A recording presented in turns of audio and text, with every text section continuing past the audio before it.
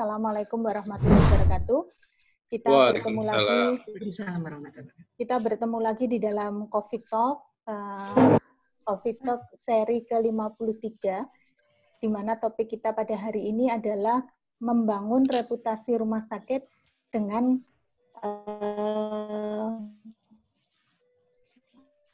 kepercayaan pelanggan. Telah hadir bersama dengan kita dua orang narasumber. Yang pertama Dr. Jack Pradono, Dr. MHA. Beliau adalah Badan Jakarta, membawai 4 rumah sakit, yaitu Rumah Sakit Islam Jakarta Cempaka Putih, Rumah Sakit Islam Jakarta Pondok Kopi, Rumah Sakit Islam Jakarta Sukapura, dan Rumah Sakit Jiwa Klender. Beliau juga host dari Bincang Bareng Bang Jack atau B3J. Mungkin kenalnya di sini. Jadi lebih tenar beliaunya Dr. Jack. Kemudian narasumber kita yang kedua, sebelum saya sapa dulu Dr. Jack. Assalamualaikum dokter. Waalaikumsalam warahmatullahi wabarakatuh. Apa kabar Bu? Alhamdulillah baik. Sehat dok?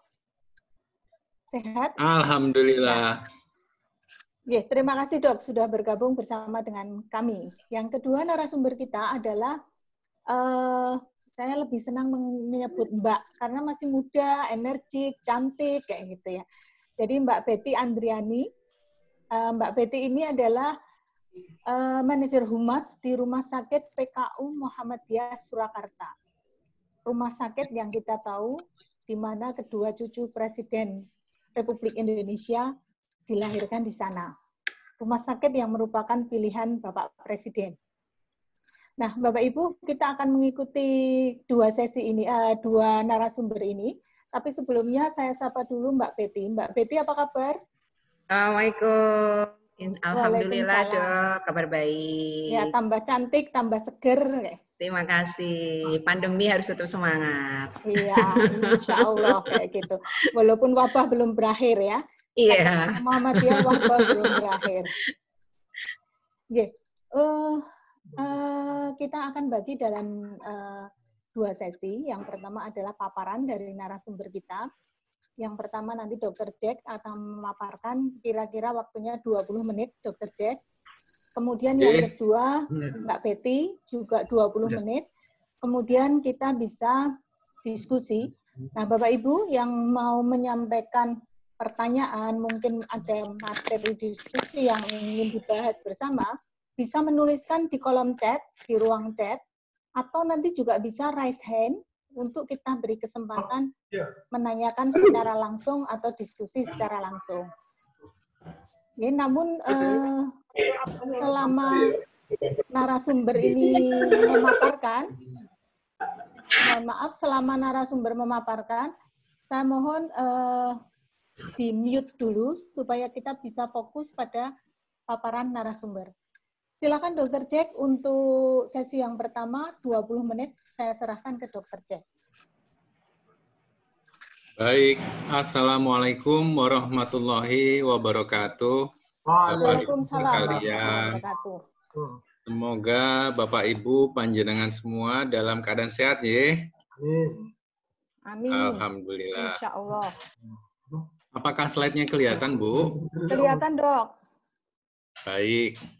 Bapak Ibu, ini sebetulnya saya nggak berani nih dimintai sama Bu Rini, tapi jadinya saya maunya sharing aja, tapi ini istilahnya ada sekitar 10 slide untuk mengantarkan saja, nanti kita diskusi saja. Topiknya adalah reputation building, dan di dalam reputasi itu kita bicara tentang brand. Apa sih sebetulnya brand itu? Nah, ini latar belakangnya, rumah sakit dan reputasi. Ini sebuah topik yang berat dan semakin berat. Penuh dengan hoaks dan curhat. Kalau Bapak Ibu ingat, kalau ada customer yang nggak suka dan nggak happy, dan nggak selesai masalahnya di rumah sakit, itu bisa dibawa. Kalau dibawa ke polisi, mending. Tapi kalau dibawa ke digital, ceritanya nanti bisa panjang. Tentu Bapak masih ingat kan, koin Prita yang ceritanya sampai begitu panjang. Itu menjadi tantangan karena customer semakin milenial. Nah, bedanya 3 bulan terakhir ini, pandemi mengubah segalanya. Sehingga apa yang bisa kita lakukan secara offline, sekarang kebanyakan menjadi online. Dan digital menjadi kunci. Nah, kalau kita ngomong reputasi, itu ada kaitannya dengan brand. Apa sih brand itu? Bapak Ibu kalau misalnya naik taksi di Jakarta atau di kota yang ada taksinya misalnya Bluebird, maka asosiasinya adalah Bluebird itu adalah aman, ya. Kemudian supirnya nggak nembak. Dan kemudian hal-hal seperti itu.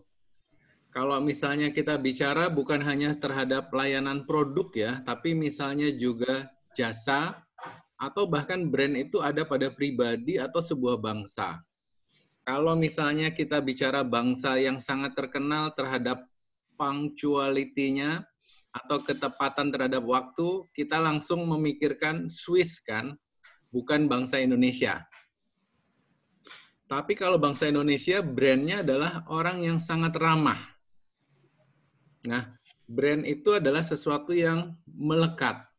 Sekarang kita kaitkan dengan nanti memainkan marketing. Marketing ini kalau di rumah sakit bukan bicara mengenai membuat brosur ya, walaupun itu salah satu tugas dari marketing. Tapi membuat promo bersalin, promo seksio, jadwal praktek dokter, mengupdate-nya, bikin paket COVID, itu bukan. Marketing is no longer about the stuff that you make, but about the story you tell. Kata kuncinya adalah story, atau dongeng, atau narasi. Sehingga pada waktu kita mau marketing, khususnya di rumah sakit, kita harus mempunyai narasi yang tepat.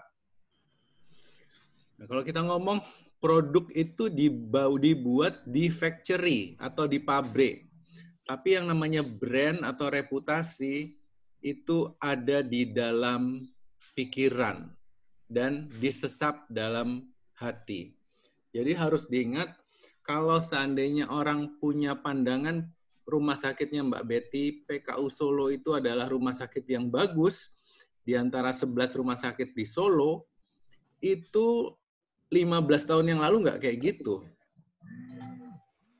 15 tahun yang lalu, orang itu nggak terlalu memandang sebelah mata. Cuma ada upaya-upaya ke arah yang sampai saat ini terjadi. Dan brand itu adalah sesuatu yang dibuat dan dibuktikan janjinya kepada customer. Bukan berarti kalau meng-hire orang yang pinter di rumah sakit tertentu, nanti sales-nya atau penjualannya bisa naik. Tapi semua elemen harus ada, namun marketing itu akan membantu mendongkraknya. Jadi marketing itu bukan hanya tanggung jawab satu divisi. Nah, kembali ke esensinya, apa sih sebuah brand dan reputasi? Nah, tolong Bapak-Bapak, ini banyak nih definisi kalau di buku atau di kuliah marketing dibilang, a brand is bla bla bla. Saya cuma mau ngingetin, brand adalah sebuah janji, sebuah akad, sebuah komitmen. Seperti apa sih namanya Mbak Betty itu? Gitu. Mbak Betty itu orangnya kalau janji tepat waktunya. Kalau datangnya telat marah. Kalau sudah bilang A. Kalau bilang selesai jam 4, selesai jam 4. Itulah Mbak Betty. Misalnya begitu. Dan ini bisa di-extend untuk Anda pribadi, untuk rumah sakit Anda, atau bahkan negara dan bangsa kita. Dan ini berubah. Tentu kalau kita ngomong negara, perubahannya lama. Tapi kalau untuk rumah sakit, perubahannya bisa cepat. Seperti rumah sakit PKU Solo 20 tahun yang lalu, saya diceritani sama Mas Sofin, dengan sekarang beda sekali. Nah, sekarang 3 bulan terakhir, Bapak Ibu, kita sadari bahwa dunia itu berubah. Oleh karena itu, kita harus turut berubah agar kita tidak punah. Saat ini ada beberapa sektor yang mengalami kemunduran, restoran, airline, hotel. Bagaimana dengan rumah sakit? Rata-rata turun, tapi nggak separah misalnya Air Asia. Tamu saya waktu Air Asia menjadi narasumber bilang, Pak, 90% pesawat saya grounded. Saya nggak punya revenue sama sekali. Karyawan, ground, cabin crew, maupun pilot harus saya rumahkan. Tapi akhirnya mereka mengambil keputusan bahwa mereka harus berubah agar tidak punah. Jadi dicopoti kursi-kursinya, terus dijadikan pesawat itu kargo. Bisnis kargo itu ternyata beda banget dengan bisnis penumpang. Di situ semua dari CEO sampai bawah belajar lagi sesuatu yang baru dan tidak gampang.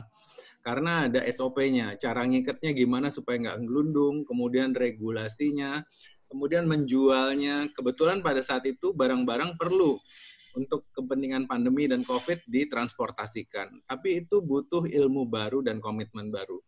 Artinya perlahan-lahan dari seorang loser, AirAsia berusaha untuk kembali survive. Kata kuncinya bukan succeed ya. Sekarang ini supaya survive. Survive itu artinya bisa membayari karyawannya, bisa nutup hutang-hutangnya. Setelah itu harapannya bisa sukses. Tapi di era ini ada juga yang winner. Zoom itu kemarin Januari, Februari, Maret, April, Mei, Juni, 3 bulan itu mengalami kenaikan 2.500%. Income-nya 3 bulan itu hampir 400 juta dolar. Jadi diperkirakan 1,2 miliar dolar penghasilannya tahun 2020 ini. Kalau di kurs sekitar 16 triliun. Ini punya swasta loh, bukan punya pemerintah. Kemudian online shop, Topet, juga jasa antar. Karena semua orang di rumah dan butuh antaran. Kemudian olahraga, gym semua tutup, tapi toko sepeda mengalami kenaikan, katanya 1.500% pada beli sepeda. Sekarang, bagaimana sih caranya kita bisa membangun reputasi? Ini mirip seperti orang mau melakukan digital marketing atau mau melakukan syuting. Prinsipnya saya sederhanakannya menjadi 5 langkah, yaitu SMART. Pertama, storytelling. Artinya menjelaskan kenapa kita perlu. Ini kemarin saya cukup kagum ya, JIH, kalau teman-teman melihat ke Instagramnya, kemarin punya kampanye Safe Hotel, atau hotel yang, Safe Hospital, hospital yang aman. Tapi tidak menggunakan pendekatan yang seperti saya pakai ya. Kalau yang saya pakai, kami pakai itu menjelaskan bahwa di rumah sakit itu ada zona merah, kuning, hijau. Tapi di sana dia menceritakan ada Mas Hanung Bramantyo dengan istrinya yang habis melahirkan dan dia cerita 5 menit, 10 menit gitu. Bagaimana dia tadinya hendak melahirkan tapi ragu, kemudian dia memilih 3 rumah sakit di shortlist, kemudian dia memutuskan pergi ke JIH, alasannya karena begini, gitu. Jadi artinya menjualnya dengan story, bukan dengan paket seksio cesaria 13,5 juta, gitu. Tapi dengan story, lebih halus. Yang kedua, M, messaging, artinya pesan. Pesan apa yang mau disampaikan. A, audiensnya. Kita harus sadar ya, misalnya kalau di rumah sakit kita di Jakarta, agak beda ya. Satu di Kelapa Gading itu agak high class. Di Cempaka Putih agak high class.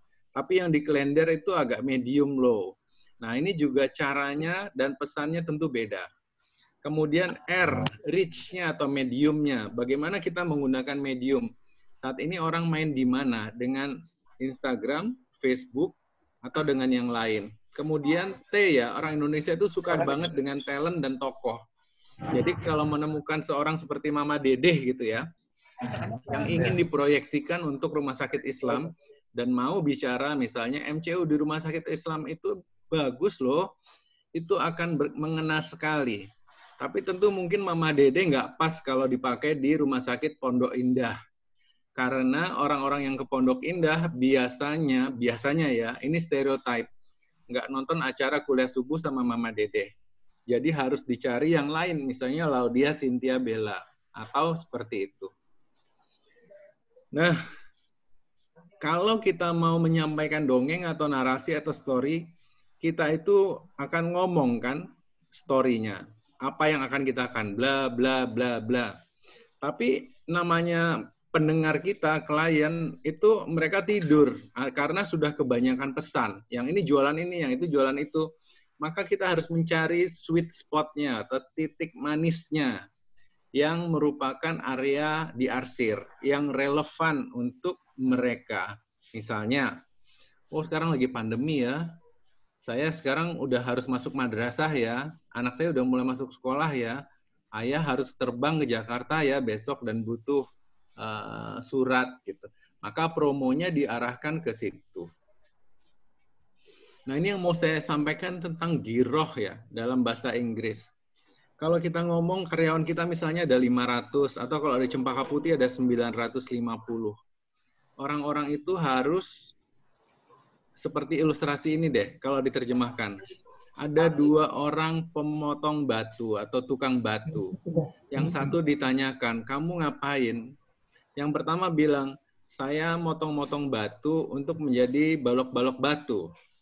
Yang kedua bilang, saya adalah bagian dari sebuah tim yang akan membangun sebuah masjid yang agung dan megah. Itu membedakan istilahnya mindset orang itu di rumah sakit kita, walaupun dia itu cleaning service. Nah, itu sedikit buat pengantar, tapi sebetulnya ada program, ini saya jalankan buat di tim marketing di Jakarta. Welcome kalau teman-teman mau ikut, ada 8 sesi belajar ya, dengan jeda masing-masing sekitar 1 minggu, bersifat on the job dengan penugasan. Nah, fokusnya itu di Instagram, kemudian dengan teknik-teknik agar ada konversi ya, antara petunjuk atau lead untuk menjadi sales. Itu ada programnya, 1, 2, 3, 4, 5, 6, 7, 8. Kalau mau lebih dalam lagi, nanti bisa kontak saya.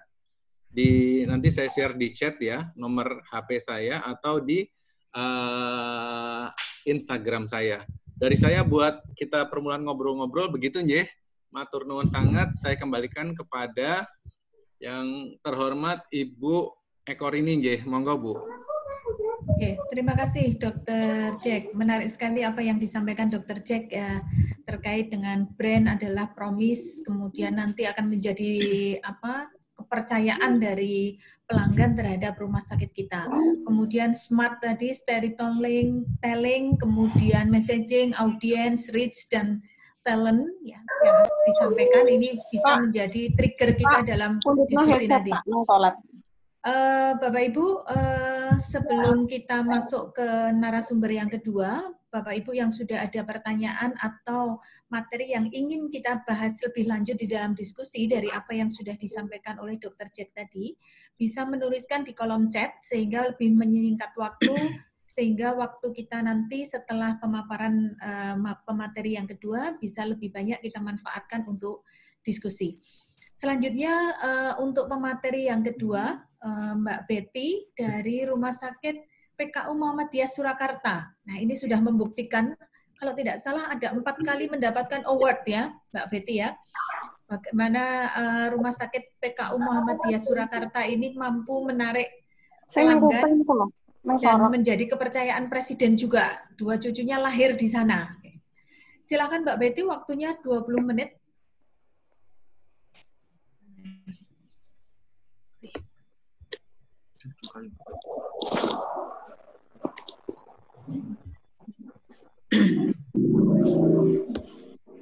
Ya, mohon izin kalau bisa di slideshow. Terima kasih. Monggo silakan Mbak Betty. Baik, Assalamualaikum warahmatullahi wabarakatuh. Waalaikumsalam warahmatullahi wabarakatuh. Alhamdulillahirabbil alamin diberikan kepercayaan untuk bisa mendampingi Dr. Jack dalam sharing diskusi siang ini. Sebenarnya nggak beda juga sih ya, karena saya kan muridnya Dr. Jack nih. Ya, di sini mungkin saya berikan sedikit tadi dari apa yang sudah disampaikan oleh Dr. Jack. Saya akan menyampaikan secara implementasinya, Bapak Ibu semuanya. Salam kenal dari kami dan ada salam juga dari Bapak Direktur Rumah Sakit PKU Muhammadiyah Surakarta, Dr. Mardiatmo, yang kemarin saya juga sudah matur kalau hari ini diberi kepercayaan untuk bisa sharing dengan teman-teman RSMA lainnya. Semoga manfaat buat semuanya. Nah, di sini mungkin ini mungkin dasar kami dulu. Dasar kami bagaimana reputasi itu dibangun. Jadi pada saat Direktur Dr. Mardiatmo spesialis radiologi diangkat menjadi Direktur Rumah Sakit PKU Muhammadiyah Surakarta, beliau mempunyai 3 pilar ini. Jadi tantangan rumah sakit ke depan itu dalam 10 tahun ke depan adalah bahwa dengan fondasi ada kaki kiri dan kaki kanan, yaitu dari kebesaran Muhammadiyah, itu adalah merupakan kekuatan Muhammadiyah, di mana merupakan suatu kekuatan bagi kita untuk menjadi rumah sakit yang besar. Dan yang kedua adalah kesejahteraan karyawan. Jadi dengan mensejahterakan karyawan, maka karyawan itu akan menjadi lebih bersemangat dan lebih tertantang untuk menjadikan rumah sakit ini menjadi semakin maju. Jadi itu cita-cita, jadi keinginan semua, keinginan bersama untuk membuat kemajuan rumah sakit atau kepada puncaknya. Nah, di sini kita selalu berada di dalam payung ini. Payung ini juga bahwa pada saat kita ingin maju, kita harus selalu berpegang pada pelayanan kesehatan yang berkualitas, aman, dan terstandar. Di mana prinsip kendali mutu dan kendali biaya selalu kita kedepankan, jadi tidak menggunakan sisi biaya yang terlalu over, sehingga kita juga harus melihat bagaimana pembiayaan kita itu bisa ada, dan bagaimana kualitas pelayanan kita itu juga bisa terjaga. Dengan ini kita menggunakan akreditasi KARS adalah sebagai standar quality dan patient safety rumah sakit. Dan di dalam pembiayaan kita menggunakan pembiayaan pemerintah, inilah yang menjadi tekad kami untuk bisa mendukung program pemerintah yaitu dengan JKN. Nah, ini adalah dasar di mana rumah sakit menjalankan tantangan untuk membangun reputasi rumah sakit selama 10 tahun ke depan. Nah, itu dulu cita-cita beliau seperti itu di tahun 2011, waktu beliau dilantik menjadi Direktur Rumah Sakit PKU Muhammadiyah Surakarta. Nah, disinilah dari awal itulah ada kata-kata reputasi. Nah, kalau reputasi dari sisi teori, mungkin bisa dikatakan, tadi seperti disampaikan Dr. Jack, memang betul bahwa reputasi itu butuh waktu yang lama. Karena butuh waktu lama, juga sulit diukur, tetapi sebenarnya bisa dirasakan. Karena orang kadang tidak sadar menyampaikan tentang kita tanpa mereka sadari. Karena rasa, intangible asset. Dan disinilah reputasi bisa memperkuat posisi perusahaan. Nah, kondisi inilah yang harus konsisten dilakukan oleh rumah sakit. Nah, ini ya. Bagaimana kita bisa membangun reputasi? Ada 3 hal sebenarnya yang menjadi catatan kita bersama. Bahwa yang pertama adalah identitas, yang kedua adalah penguatan internal, dan yang terakhir adalah trust. Tadi saya memberikan tema judul saya tentang trust, karena yang paling terakhir inilah yang akan membuat reputasi ini menjadi akan lebih baik lagi. Yang pertama pada saat awal dengan identitas organisasi. Tekankan bahwa di sini di dalam identitas kita harus bisa membuat suatu bentuk analisa SWOT di mana ada kekuatan, kelemahan, ancaman, ya di mana di sini akan bisa membuat kita menjadi lebih pede, percaya diri bahwa kita mampu. Identitas apa yang mau kita tonjolkan di sini secara visual. Nah, ini ada gambar di mana kami di tahun 2000 dan di sini ada tahun setelah kami setelah tahun 2010. Nah, ini bedanya sangat kelihatan. Ini gambar gedung utama dan di gedung belakang. Nah, sekarang kita sudah mempunyai 2 wajah. Depan belakang ada lantai 5 dan lantai 8 yang menjadi unggulan kami atau mau masuk depan belakang sama aja bagusnya. Nah, ini tampilan secara visual yang dibangun.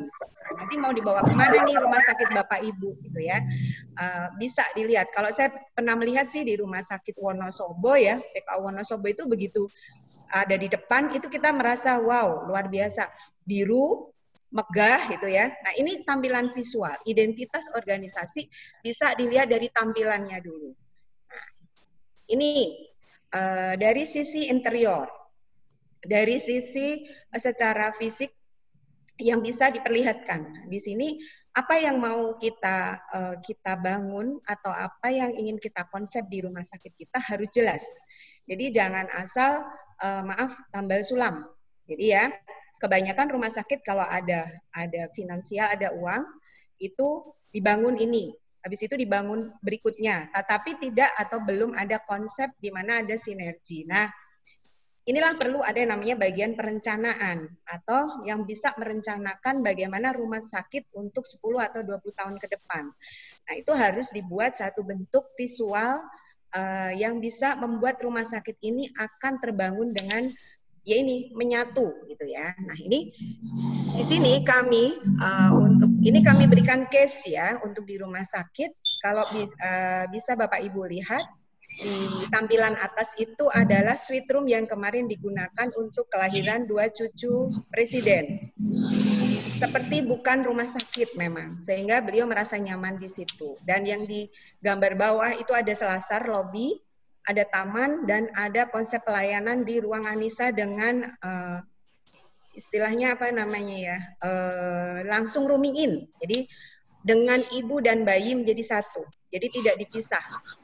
Ada bayi, ada box bayi di dalam kamar, di mana bayi dan ibu tidak terpisahkan, bisa 24 jam berada selalu di dekatnya gitu ya. Dan ini konsep ternyata memang konsep friendly dan family. Kita ingin membuat orang merasa nyaman. Ini bagaimana dengan rumah sakit Bapak Ibu, nanti kita diskusikan. Nah, ini dari sisi konsep pelayanan. Konsep pelayanan apa sebenarnya ya ingin dilihat dari sisi identitas. Identitas itu harus jelas bahwa dari sisi logo. Dari sisi logo jelas ya Muhammadiyah sudah punya logo yang memang tidak tergantikan, matahari bersinar gitu ya. Dan ini sudah tahu kalau orang melihat logo itu selalu mengatakan oh itu Muhammadiyah. Oh itu Aisyah gitu ya. Dan tinggal kita memberikan penamaan apa yang menarik. Nah, di sini identitas yang perlu diperlihatkan lagi adalah pada saat kita membuat senyuman, bagaimana senyuman yang khas, bagaimana tampilan performance dari sisi baju, apakah harus dibuat seragam ataukah harus dibuat warna yang berbeda gitu ya. Secara visual tampilan warna juga menjadi perhatian, identitas ya. Nah, ini adalah bentuk-bentuk di mana yang harus ditampilkan dari sisi identitas organisasi. Nah, ini adalah contoh juga bagaimana media komunikasi.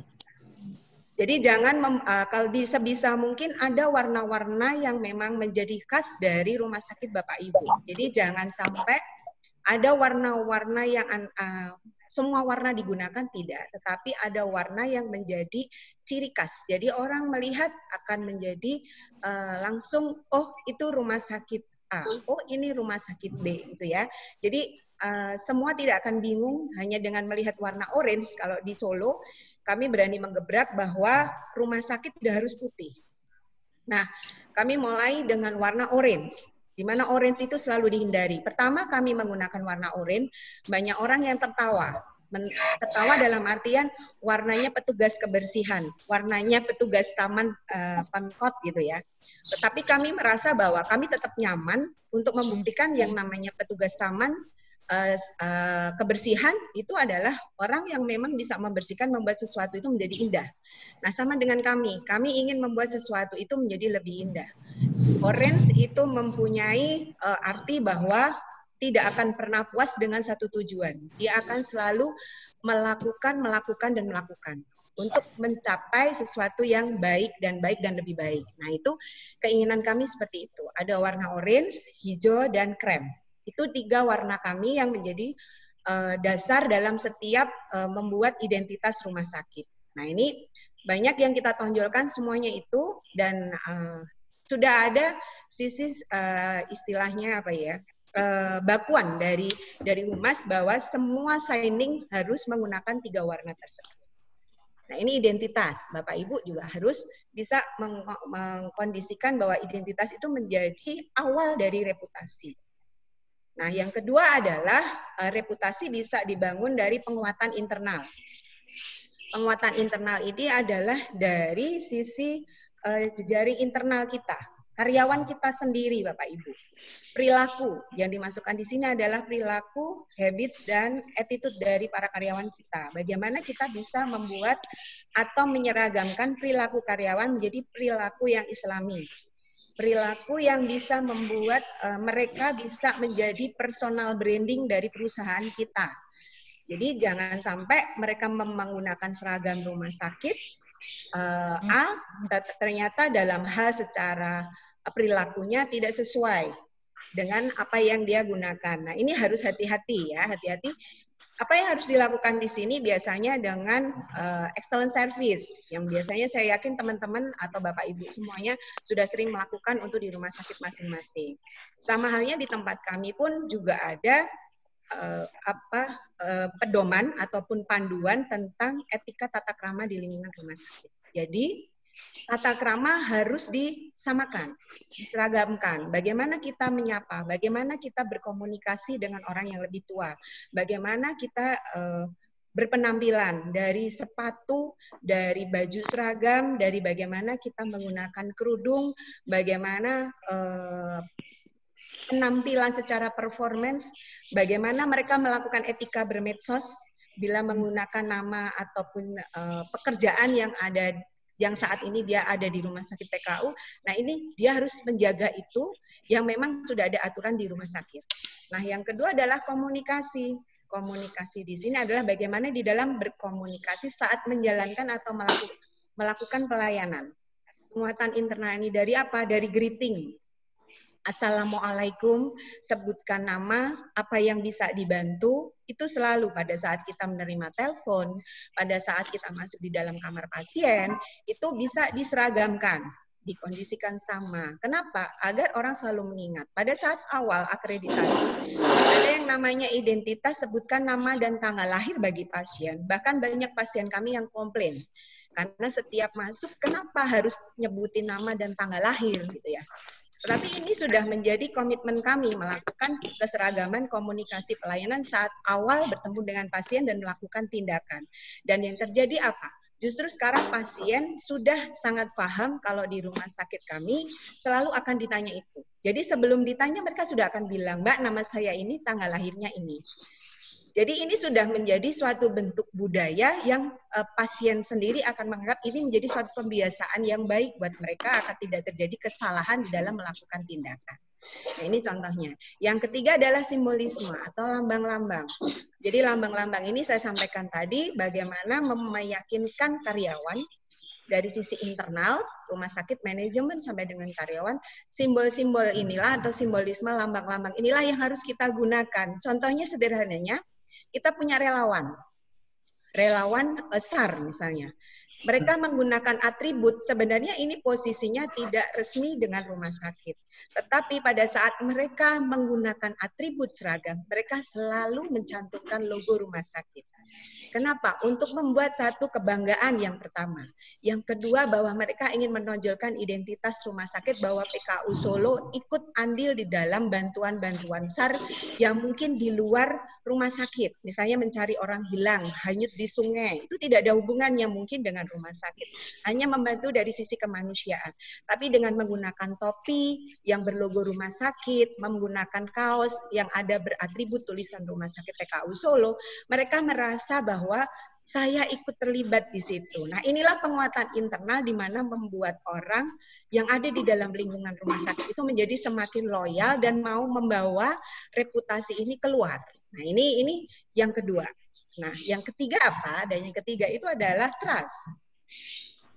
Reputasi menyangkut trust. Trust ini kalau penguatan internal sudah dibangun, maka kita wajib atau istilahnya mengeluarkan ini. Jadi mengeluarkan kepada pihak-pihak eksternal dengan cara apa? Trust. Kalau Bapak Ibu lihat gambar yang saya tampilkan ini, mungkin di masa pandemi menjadi sesuatu yang sangat jarang ada di rumah sakit ya.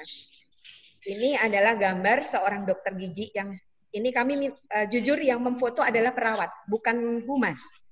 Perawat mempunyai sense bahwa ini kalau difoto cantik gitu ya. Sebenarnya sisi cantiknya mungkin kombinasi warna, tetapi kalau melihat dari sisi apa yang digunakan, Bapak Ibu bisa melihat APD lini 3. Karena ini lengkap. Karena dia melakukan, dokter ini melakukan tindakan gigi yang saat ini sedang dihindari oleh dokter gigi. Jadi banyak yang tidak melakukan pelayanan di masa pandemi karena ini resikonya sangat tinggi. Tetapi kami berani membuat foto ini dan kami sebar, kami berikan kepada dalam setiap promosi kami hanya untuk mengatakan bahwa kami siap memberikan pelayanan tindakan yang sifatnya emergensi. Banyak pasien yang masuk ke kami dan bertemu dengan dokter, diedukasi, mereka bisa menerima, tapi mereka kembali lagi ke rumah sakit kami. Jadi tidak ada rasa takut. Karena dokter pun mengenakan APD lengkap, membuat semua orang bisa yakin bahwa di sini adalah aman. Inilah trust yang ingin kita bangun. Nah, ini trust ini bisa dilihat dari sisi indikator-indikator yang memang ada di dalam sisi brand itu sendiri atau reputasi. Yang pertama apa? Adalah brand awareness, top of mind. Biasanya orang melihat ini dari sisi iklan, Bapak Ibu. Jadi sering-seringlah beriklan. Beriklan itu tidak harus bayar. Beriklan bisa di mana saja, bisa dengan kerjasama ya. Di media itu sudah banyak sekali. Greeting yang selama ini, kalau rumah sakit jarang membuat iklan, kita melakukan greeting, ucapan-ucapan yang memang bisa mempengaruhi orang untuk melihat. Misalnya greeting hari ulang tahun kabupaten. Misalnya greeting salah satu media, misalnya ada media yang sedang berulang tahun. Kita membuat dalam bentuk greeting, kita support iklannya misalnya. Terus lagi kita bisa beriklan di radio. Dalam bentuk apa? Di koran, dalam bentuk konsultasi kesehatan. Semakin sering orang membaca, maka mereka akan menjadi lebih care lagi dengan kita. Nah, itu yang pertama. Yang kedua adalah market share. Market share itu adalah penguasaan pasar terhadap produk yang paling banyak diingat atau paling sering diingat orang. Ini yang paling sering kita alami adalah justru dokter-dokter kami. Jadi banyak yang datang ke rumah sakit biasanya mereka itu bawa nama dokter. Katanya ini dokter ini bagus. Nah ini paling sering. Nah ini market share-nya juga luar biasa. Ternyata dokter juga membawa reputasi rumah sakit menjadi ikut terbangun di situ. Nah ini adalah internal, sekali lagi saya bilang penguatan internal akan membuat ini menjadi lebih berjalan. Yang ketiga adalah usage. Usage itu adalah most wanted brand. Banyak kalau ada orang ditanya, selalu bilangnya begini misalnya, kalau kamu pernah sakit nggak? Belum pernah. Pernah periksa di rumah sakit nggak? Belum pernah. Kalau sakit kamu misal sampai sakit mau periksa kemana? Ke PKU misalnya. Nah ini adalah most wanted brand. Jadi lebih banyak diinginkan orang sebenarnya walaupun dia belum pernah mencoba tapi ingin mencoba. Dan ada juga yang memang orang selalu mencoba dan selalu ingin ada di situ, tidak mau pindah ke tempat yang lain. Ini dari sisi usage. Yang keempat adalah brand loyalty. Brand loyalty di sini adalah dari sisi keloyalan. Jadi keloyalan itu bagaimana ada kemauan untuk memberikan rekomendasi ke orang lain. Nanti mungkin saya akan cerita sedikit tentang bagaimana kita membuat testimoni pasien tetapi beda dengan yang lain ya. Nah ini willing to recommend ini adalah mereka yang memang punya pengalaman yang baik di rumah sakit sehingga mereka merekomendasikan kepada orang lain dan dia akan selalu menggunakan kita terus. Dan yang kelima adalah satisfaction. Satisfaction itu yang dimaksudkan di sini adalah pengalaman yang menyenangkan. Banyak teman-teman sudah buat. Teman-teman sudah buat bagaimana tadi disampaikan Dr. Jack di Rumah Sakit JIH membuat suatu bentuk testimoni di mana ada suatu pengalaman yang menyenangkan pasien saat dirawat di situ. Nah itu bagus kita buat seperti itu. Expectation, memenuhi harapan. Saya maunya kalau di PKU adalah rumah sakit sebagai rumah sakit rujukan COVID. Kalau di situ berarti kalau saya mau screening bisa dong, bisa. Kalau saya sampai harus ada gejala, saya dirawat di situ, saya terpaksa mondok di situ untuk karena kondisi COVID, bisa dong, bisa misalnya. Jadi sesuai harapan yang memang didengarkan oleh orang lain, dibaca orang lain, dilihat oleh orang, mereka akhirnya ketemu dengan kita dan mereka tahu bahwa kita ada. Nah ini ya. Dan yang terakhir adalah perceived quality. Perceived quality itu adalah added value ataupun fitur-fitur yang ada di rumah sakit. Ini secara sederhananya nilai tambah yang mereka masuk ke rumah sakit selain dapat ini dapat itu gitu ya. Contoh sederhananya begini. Kalau di tempat kami kontrol kehamilan di tempat kami dengan dokter spesialis kebidanan. Kami menyediakan layanan agar kehamilan sehat, persalinannya juga lancar, diarahkan oleh dokter dengan senam hamil. Misalnya, senam hamil ada di PKU. Lakukan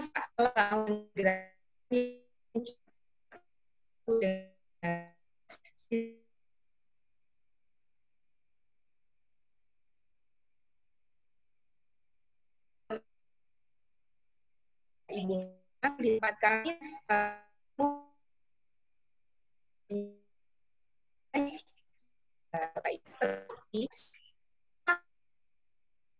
kajian susah dipakai di rumah sakit lain, tapi di rumah sakit PKU manapun itu ternyata BPJS selalu diterima dengan baik. Ini luar biasa untuk teman-teman rumah sakit PKU bahwa BPJS memang menjadi istilahnya tidak ada perbedaan sama sekali dalam hal pelayanan. Ya, yang terakhir bahwa Muhammadiyah adalah rumah sakit Islami yang menurut mereka dari sisi agama bagi responden itu memang yang mendukung juga, termasuk yang mendukung kita mendapatkan sisi indikator penilaian ini menjadi lebih bagus. Nah, ini penghargaan yang kami terima diselenggarakan oleh Solo Post Group. Respondennya rata-rata di atas 10.000 responden, dan yang paling terakhir kemarin tahun 2020 ada 14.000 responden dari Solo Raya. Nah, ini prestasi kami yang tadi disampaikan, kebanggaan buat Muhammadiyah sebenarnya bukan hanya untuk Solo. Kami juga tidak percaya sebelumnya bahwa Mas Gibran dan Mbak Silvi bisa mempercayakan rumah sakit. Kalau disampaikan ya genah, karena kan orang Solo, gitu ya, sehingga pakainya rumah sakit Solo, gitu ya. Sebenarnya enggak, karena waktu awal pertama kami masih ingat sekali, Mas Gibran datang ke klinik salah satu dokter kami, periksa, dan baru di usia kehamilan yang ke bulan kelima, baru menyampaikan ingin melahirkan di rumah sakit PKU. Nah, itu adalah merupakan bentuk shock terapi bagi dokter kami yang beneran ini gitu ya sebenarnya. Jadi bukan karena ada satu kedekatan, bukan. Tetapi karena memang beliau merasa bahwa lebih nyaman di rumah sakit kami. Akhirnya dengan koordinasi bersama, beliau percaya di rumah sakit PKU pada tahun 2016, Janetes lahir, dan kemarin tahun 2019 diberikan kepercayaan kembali untuk lahirnya Lembah Manah. Nah, ini kebanggaan, walaupun 2 kali kelahiran ini ada 2 kali pengalaman. Karena ini sangat berbeda antara yang pertama dengan yang kedua. Bagaimana yang pertama kami harus menggunakan hak pasien, dari sisi privacy kami benar-benar sangat privat, dan yang kedua kemarin kami lebih terbuka karena memang atas keinginan pasien dan keluarganya yang memang ingin secara terbuka disampaikan kepada media. Nah, ini yang membuat yang tahun 2019 kami menjadi lebih longgar dalam hal memberikan atau mempublikasikan kepada media, walaupun media sendiri yang melakukan istilahnya preskon dan lain sebagainya dibantu oleh tim media dari keluarga Presiden. Nah, ini contoh pengalaman dari kami. Nah, sekarang apa sih? Ada 2 slide terakhir ya. Apa sih yang harus kita lakukan setelah ada identitas organisasi, ada penguatan internal. Yang ketiga adalah trust pasien atau trust dari masyarakat. Yang jelas adalah dengan berkomunikasi. Komunikasi yang baik. Maksudnya yang baik itu yang seperti apa? Ya tadi perkuat komunikasi internal, Bapak Ibu. Kalau mungkin dari sisi manajemen, selalu membangun komunikasi yang terbuka dan transparan kepada sivitas. Jangan pernah menyembunyikan sesuatu yang seharusnya diketahui oleh sivitas. Itu sangat akan mengganggu nantinya bila di luaran terjadi suatu isu yang tidak jelas. Nah, sivitas tidak akan bisa membantu. Tetapi bila kita bisa perkuat ini dengan transparansi dan bisa memahamkan kondisi ini kepada sivitas internal, maka kita akan menjadi lebih kuat. Yang lainnya dari komunikasi internal ini sendiri adalah selalu tetapkan juru bicara dan PIC rumah sakit di dalam mengkomunikasikan baik itu ke internal maupun ke eksternal. Nah, kedua dalam hal berkomunikasi ini, pendukung manajemen. Manajemen itu menduduki peran yang sangat strategis di rumah sakit, di mana beliau-beliau pimpinan ada sebagai problem solver bagi pengambilan keputusan. Nah, di sini bagaimana manajemen, dalam hal ini tim eselon 3 atau manajerial, dari sisi manajerial bisa saling bermitra, mencari hubungan-hubungan eksternal, bermitra dengan stakeholder. Jadi tidak hanya humas sebenarnya, tetapi bagaimana semua manajer mempunyai peran. Manajer keuangan bagaimana bisa bermitra dengan teman-teman perbankan misalnya. Dalam hal apa misalnya, kerjasama apa. Baru nanti pada saat itu kerjasama membuat satu bentuk konsep MOU PKS, olehlah komunikasi ini dengan humas misalnya. Beda lagi nanti dari bagian rumah tangga. Rumah tangga bagaimana bagian rumah tangga bisa bermitra dengan stakeholder dari sisi misalnya pengelolaan sampah, bagaimana untuk lingkungan, taman, luar rumah sakit, penerangan jalan gitu ya. Nah, bagaimana bermitra dengan sekelilingnya gitu, yang membuat rumah sakit ini menjadi lebih kuat karena dukungan dari mitra-mitra yang ada di sekitar kita. Dan yang ketiga, bagaimana kita bisa mengelola isu dan krisis, yang jelas manajemen menetapkan tim komunikasi krisis. Jangan semua bicara, tetapi manajemen menetapkan tim di mana ini yang akan melakukan komunikasi ke pihak luar dan bisa membuat suatu bentuk atau konsep komunikasi yang baik keluar. Dan yang terakhir adalah fondasi kuat marketing. Tadi sudah disampaikan oleh Dr. Jack bahwa sekali lagi publisitas dan konten yang menarik. Tadi sudah dijelaskan oleh Dr. Jack ya, saya nggak perlu menjelaskan ulang bagaimana kita bisa membuat suatu bentuk telling story with customer. Nah, ini membuat orang menjadi senang. Jadi jangan asal bikin tapi nggak tahu itu artinya apa. Tapi bagaimana kita memperhatikan 3C. 3C itu apa? Kita harus tahu kontennya, isinya. Isinya itu apa aja yang mau kita masukkan. Konteksnya tentang apa nih? Target goal-nya. Dan yang terakhir adalah connection-nya. Connection-nya itu dari sisi media. Media apa yang mau kita gunakan? Kalau kita mau beriklan di radio, jangan samakan dengan beriklan di televisi. Itu beda. Kalau beriklan di radio, kita harus punya tagline yang diingat. Kalau di tempat kami, di radio selalu ada kata, sehat bersama PKU Solo. Itu pasti ada. Kalau di dalam visual, itu selalu kita tekankan bagaimana ada logo kita masuk di situ. Bagaimana seragam atau performance kita ada di situ. Jadi jangan istilahnya asal kita membuat, tetapi bagaimana menjadi itu menjadi lebih menarik. Nah, ini ya. Yang kedua adalah bermitra dengan media. Tadi sudah disampaikan bagaimana dengan media kita bermitra itu bisa menjadikan kita yang positif. Saya kasih di background-nya itu adalah suatu berita. Itu sebenarnya PKU Solo nggak masuk sama sekali nih. Imbas Solo KLB Corona, rumah sakit pastikan stok masker aman. Itu gambarnya gambar rumah sakit PKU tampak belakang. Dan di situ hanya ada satu paragraf, waktu itu saya hanya mengatakan bahwa stok di rumah sakit PKU Solo aman. Hanya itu, tapi banyak rumah sakit sebenarnya yang menyampaikan. Tetapi gambarnya yang dipakai adalah gambar rumah sakit PKU. Jadi orang tanpa membaca, tanya kalau di PKU Solo, stok masker aman nih, kita aman ke rumah sakit PKU. Nah, ini sangat membantu kita juga. Dan yang terakhir, mengelola media digital rumah sakit. Bapak Ibu, sudah bagus semua rumah sakit PKU di seluruh Indonesia. Kalau kami melihat, di Instagram sudah banyak yang punya nih. Tinggal bagaimana dikelola secara baik, Instagram, Facebook, Twitter, Pet, Line misalnya, ataupun website ya, yang paling kuat tuh di websitenya, itu bagaimana bisa dikelola dengan baik. Nah, dan yang strategi berikutnya selain komunikasi pada saat kita membangun reputasi adalah dengan inovasi. Inovasi ini saya yakin dari Bapak Ibu semua melakukan. Hanya mungkin maksudnya apa gitu ya. Bahwa inovasi ini dari Perhumas Bapak Agung Laksamana menyampaikan ada tiga kata kunci A. Adopt, adapt, adapt. Bahwa pada saat kita melakukan inovasi di rumah sakit untuk bisa membangun reputasi yang lebih baik lagi dan mempertahankan reputasi ini menjadi semakin baik, adopt itu diperlukan. Kita harus lihat sekitar kita. Amati, tiru, modifikasi. Jangan pernah berhenti, terutama di teknologi pelayanan.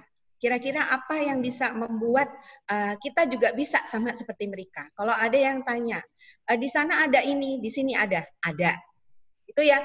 Tetapi selalu perhatikan pada saat kita meniru, jangan tiru plek, tapi modifikasi yang membuat kita beda dengan yang lain apa, gitu ya. Ini juga akan menjadi satu bentuk inovasi yang membuat kita menjadi lebih beda dari yang lain. Adapt di sini bagaimana kita melakukan penyesuaian terhadap perubahan. Pada saat kita mengamati, meniru, dan melakukan modifikasi, selalu yakinkan bahwa ini bisa adaptif, bisa menyesuaikan terhadap perubahan. Contohnya apa nih? Misalnya, sekarang kalau di tempat kami, adapt ini kita penyesuaian terhadap perubahan pandemi. Bahwa ini kita protokol kesehatan selalu dianjurkan. Salah satunya adalah dengan pengantaran obat. Kalau Bapak Ibu semua yang sudah kerjasama dengan Halodoc sangat merasakan sekali. Halodoc ini memutus pihak banyak rumah sakit dan memberikan penawaran baru yang tidak menguntungkan bagi rumah sakit. Nah, apa yang harus dilakukan ini? Karena ini harus menyesuaikan perubahan di mana mengurangi antrian obat, kita melakukan pengantaran obat ke rumah-rumah pasien. Nah, ini bagaimana Bapak Ibu bisa melakukan ini gitu ya? Harus bisa menggantikan Halodoc menjadi produk kita sendiri. Bisa nggak ya? Oh bisa gitu ya. Kalau di rumah sakit kami mulai 2 Juli kemarin, kita ada namanya program layanan Siantar, siap antar obat. Gitu ya. Ini sudah mulai dijalankan walaupun baru 10% resep yang masuk yang kita antarkan. Tetapi ini akan selalu berjalan dan dipastikan kita harapkan akhir tahun 2020 semua pasien rawat jalan bisa dan mau menggunakan program layanan ini. Dan yang terakhir adalah adapt. Adapt itu bagaimana membuat karyawan, semua karyawan itu selalu belajar. Belajar dan belajar untuk lebih mahir. Jadi jangan sampai kita merasa cukup sampai di sini, tetapi harus selalu melihat sesuatu yang baru. Dan kita berusaha belajar untuk meningkatkan skill maupun knowledge kita agar bisa tetap maju. Dan tetap selalu terupdate bahwa pengetahuan kita dan wawasan kita. Mungkin ini yang bisa saya sampaikan. Dari apa yang saya sampaikan ini tentunya ya Bapak Ibu dari sisi membangun reputasi dengan berkomunikasi dan dengan inovasi perlu dukungan 3 hal. Yang pertama adalah SDM itu harus sangat support kita penuh. Tanpa support mereka, kegiatan atau reputasi ini tidak akan bisa berjalan dengan baik. Yang kedua adalah sarana prasarana rumah sakit. Apakah juga ikut mendukung adanya realisasi pengembangan layanan untuk bisa membangun reputasi ini tetap baik ataukah tidak. Dan yang terakhir adalah proses yang berjalan. Nah, proses ini juga harus kita perhatikan. Proses itu apa sih gitu ya? Proses ini adalah bentuk dukungan dari sisi regulasi ya, regulasi maupun alur pelayanan. Jangan sampai SDM-nya siap, sarana prasarana siap, begitu kita mau jalankan alurnya, ada alur yang mandek di tengah jalan. Nah ini mandeknya kenapa? Ternyata ada regulasinya yang nggak ada nih. Nah ini yang harus kita perhatikan. Contoh sederhana di tempat kami kemarin adalah kita ingin sekali mengembangkan layanan vaksinasi dengan drive-thru. Vaksinasi dengan drive-thru, SDM bisa kita kondisikan. Ada gitu ya, bisa dokter anak, ada dokter penanggung jawab tetap dengan dokter anak, pelaksananya adalah bidan gitu ya untuk vaksinasi anak, sarana prasarananya juga bisa kita siapkan. Ternyata di dalam proses pada saat kita berkonsultasi dengan SMF anak, ini masih dilihat nih regulasinya. Bagaimana setelah baby atau bayi diimunisasi sebenarnya ada kriteria keemergensian yang harus diperhatikan. Apakah siap rumah sakit untuk pada saat dilakukan vaksinasi ke rumah maupun vaksinasi dilakukan dengan drive-thru, kesiapan peralatannya, apakah dari sisi kesiapan dukungan yang lainnya gitu ya, itu bisa gitu ya. Karena drive-thru kami memang hanya ada di satu pintu di dekat area IGD. Nah itu berdekatan dengan area COVID. Nah, kalau dengan COVID drive-thru maksudnya. Nah, ini aman nggak nih ya gitu. Akhirnya yang terjadi apa? Kita pending dulu untuk melihat tempat yang kira-kira memang nyaman dan kita lihat lagi regulasi untuk di luar rumah sakit. Apakah ini bisa dinyatakan safety untuk pasien juga pada saat itu dilakukan tindakan. Nah, ini adalah bentuk dukungan yang tetap harus diperhatikan oleh kita semua. Dan apa yang saya sampaikan ini bahwa ada 3 hal.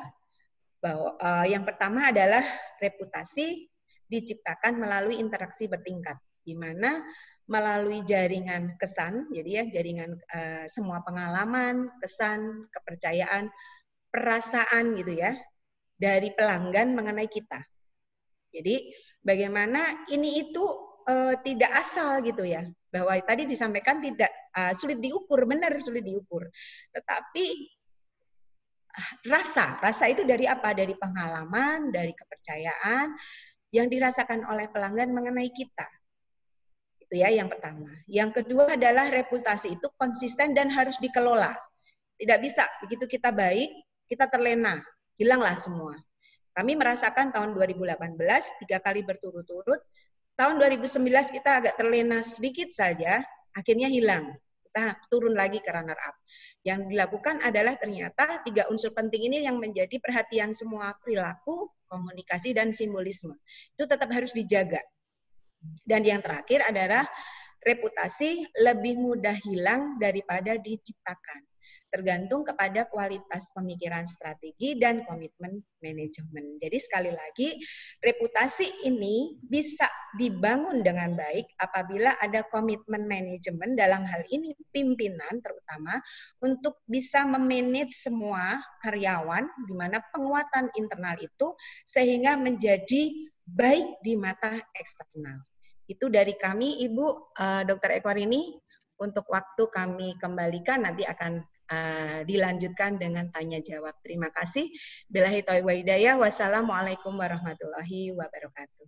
Waalaikumsalam warahmatullahi wabarakatuh. Terima kasih Mbak Betty. Bapak Ibu, sudah ada pertanyaan di kolom chat, sepertinya untuk Dr. Jack. Tapi Bapak Ibu yang lain setelah mendengarkan apa yang disampaikan oleh Mbak Betty, silahkan memasukkan pertanyaan atau apa yang ingin kita angkat sebagai diskusi pada siang sore hari ini, silahkan dituliskan di chat.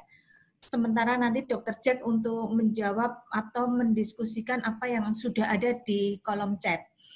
Dari Dr. Dudi Nur Kusuma, Dr. Jack. Beliau dokter di Rumah Sakit PKU Muhammadiyah Wonosobo, tapi juga di RSUD Temanggung. Ya. Bagaimana strategi Jitu untuk mensinergikan siasat rumah sakit dalam era COVID ini dalam menghadapi kebijakan BPJS yang berubah-ubah? Silakan Dr. Jack. Baik Bu, jawabannya langsung ya Bu, tergantung dari statusnya kan, apakah rumah sakit jenengan itu mendapatkan penugasan dari Pemprov atau Pemkab atau tidak. Seandainya, saya jawab 2 ya, seandainya jawabannya ya, maka dilakukan sebaik-baiknya. Penggantian itu lumayan sebetulnya angkanya kan Dok. Cuman yang jadi masalah kan ternyata berlibet, sehingga masalahnya adalah kesulitan cash flow. Oleh karena itu solusinya adalah dengan melakukan diversifikasi revenue. Nah, bagaimana caranya? Tantangannya adalah dengan rumah sakit sudah dilabel menjadi rumah sakit COVID, orang pasti jadi terbirit-birit kan menghindarinya. Karena itu perlu dilakukan separasi atau segregasi berupa istilahnya safe zone atau merah, kuning, hijau, di mana area-area tertentu itu dikomunikasikan bahwa kami itu memang penanganannya baik, tapi penanganannya terisolasi gitu. Dan misalnya di ruangan area COVID, ICU, maupun ruang rawat COVID, maupun ruang IGD, itu semuanya dengan hazmat. Tapi tempat yang lain, itu kami business as usual, tapi tentu dengan protokol. Sehingga orang tidak ragu-ragu untuk mau misalnya melakukan kegiatan yang sebetulnya dilakukan dalam kondisi sehat. Vaksinasi, antenatal care, melahirkan. Gitu. Dan itu memang enak diomongkan tapi sulit dijalankan ya. Dan komunikasinya harus sustainable, berkelanjutan, dan memang dibuktikan. Jadi secara real, kalau orangnya datang memang dilihat ada protokol yang berbeda, ada separasi. Nah, beberapa rumah sakit di Jakarta yang saya lihat, mereka sudah dengan gagahnya, ini yang kedua ya, mengatakan bahwa rumah sakit kami tidak mengopeni atau tidak melayani COVID. Jadi positioningnya adalah kami istilahnya tidak mungkin. Dan karena kami tidak, maka sebaiknya Anda pindah ke sini. Itu beberapa rumah sakit, terutama RSIA, beberapa RS, itu mempositioningkan dirinya tidak melayani. Dan kemudian digenjot. Dan beberapa memang terjadi perpindahan ya dari rumah sakit yang COVID ke yang tidak COVID. Sementara itu, tapi intinya seperti bermain catur atau bermain kartu, kita seringkali tidak bisa memilih kartunya rumah sakit kita kan. Kadang kita kena, disuruh penugasan, kadang tidak. Tapi kita itu dinilai dari bagaimana kita memainkan kartu kita. Kalau kartu kita bagus atau kartu kita jelek, tapi kita berikhtiar semaksimal mungkin. Begitu, Bu. Semoga cukup ya. Terima kasih Dr. Jack. Dr. Dudi masih ada yang mau diangkat lagi? Tadi Dr. Ini Dudi sambil operasi sepertinya Dr. Dudi ini. Siap operasi katanya. Iya. Mbak Betty, mau menambahkan apa yang disampaikan Dr. Jack? Bapak Ibu yang lain yang mau mengumumkan langsung apa yang akan disampaikan, ingin menyampaikan langsung, bisa raise hand dulu, silahkan. Silahkan Mbak Betty. Terkait dengan strategi siasat rumah sakit terhadap kebijakan BPJS yang berubah-ubah. Ya, ini memang risiko ya, Dr. Dudi, bahwa memang kita memang harus pinter-pinternya. Tetapi selalu ada tantangan bagi rumah sakit bahwa jangan sampai BPJS menjadi istilahnya yang paling dominan di rumah sakit kita. Walaupun mau tidak mau, suka tidak suka, itu tetap akan menjadi ketergantungan kita sebagai rumah sakit. Tetapi yang jelas bagaimana mengkondisikan saja terhadap kebijakan ini agar tidak berpengaruh besar terhadap rumah sakit. Contoh sederhananya adalah kemarin klaim COVID, kalau nggak salah ya, klaim COVID kami dapat informasi bahwa terjadi keterlambatan dalam pengklaiman. Ada beberapa yang umpan balik saja belum diterima gitu ya. Jadi padahal klaimnya besar loh, itu sampai ada suudon ya, maksudnya wah rumah sakit cari keuntungan gitu kan. Nah padahal di sini kita juga harus melihat, itu mungkin kita juga harus hati-hati bagi rumah sakit yang memang mengandalkan akhirnya kita terima pasien COVID sebanyak-banyaknya nih, karena menguntungkan, hati-hati, karena nanti akan ada audit ya, karena kita juga paling sering juga audit BPJS yang memang bisa membuat dari sisi rumah sakit sendiri harus tetap bagaimana klaim ini tetap dari sisi mengikuti ketentuan dan aturan, sehingga pada saat diaudit pun kita tetap aman. Nah ini juga hati-hati. Nah kalau di rumah sakit kami ngambil lagi case di tempat kami bahwa era COVID ini memang kita sebagai rumah sakit rujukan COVID provinsi ya, Jawa Tengah kami ditunjuk sebagai lini kedua, tetapi tidak menutup kemungkinan kami kerjasama juga dengan pemerintah, dalam hal ini Dinas Kesehatan Kota, bahwa untuk pasien-pasien, alhamdulillah untuk Solo sendiri zona kuning, sampai hari ini 4 pasien yang dirawat di rumah sakit, dan diharapkan semakin mencapai titik nol. Ya. Beda sama yang di Jakarta ya, Dr. Jack ya, masih banyak gitu ya. Nah, ini jadi kita bekerja sama bagaimana dilakukannya tracking oleh Dinas Kesehatan agar semua pasiennya bisa dibawa ke rumah sakit yang memang menjadi rujukan pemerintah. Swasta kita disiapkan untuk bisa istilahnya memfasilitasi pasien-pasien non-COVID. Kenapa? Biar masyarakat ini tidak menjadi semakin takut kalau semua rumah sakit menerima pasien COVID, itu yang jelas semua jadi takut, nggak ada yang berani ke rumah sakit, akhirnya yang laku klinik-klinik kecil nih. Nah, bagaimana kalau mereka sampai harus rawat inap? Nah, kita cari peluang itu. Era COVID justru kami mencari peluang untuk tidak mengarah ke pasien COVID, walaupun kita tidak menolak pasien COVID. Kalau ada pasien dengan gejala COVID, kita tetap melakukan sesuai protokol. Tetapi kita tidak sampai melakukan yang sifatnya yuk terima semua, enggak. Tetapi justru kita mencoba tadi disampaikan bahwa perlunya sekarang kampanye rumah sakit aman. Nah, ini yang kita bangun di sini di era pandemi ini, dan menjaga bagaimana rumah sakit kita itu tetap aman bagi masyarakat. Ini ya, itu mungkin begitu Bu Dokter. Matur nuwun Mbak Betty. Bapak Ibu, Dr. Jack dan Mbak Betty, partisipan yang hadir pada diskusi kita ini ada banyak rumah sakit. Kalau saya melihat dari partisipan, ada dari rumah sakit yang menyebutkan nama rumah sakitnya ya, ada PKU Petanahan, kemudian Rumah Sakit Aisyah Malang, kemudian Rumah Sakit Aisyah Muntilan, Rumah Sakit Islam Tegal, Muhammadiyah Tegal, PKU Mayong, kemudian Rumah Sakit Budi Kemuliaan. Budi Kemuliaan tempatnya aku praktek dulu. Kemudian Rumah Sakit Fastabik Sehat Pati, Rumah Sakit Gigi Mulut Solo, Rumah Muhammadiyah Sakit Palembang.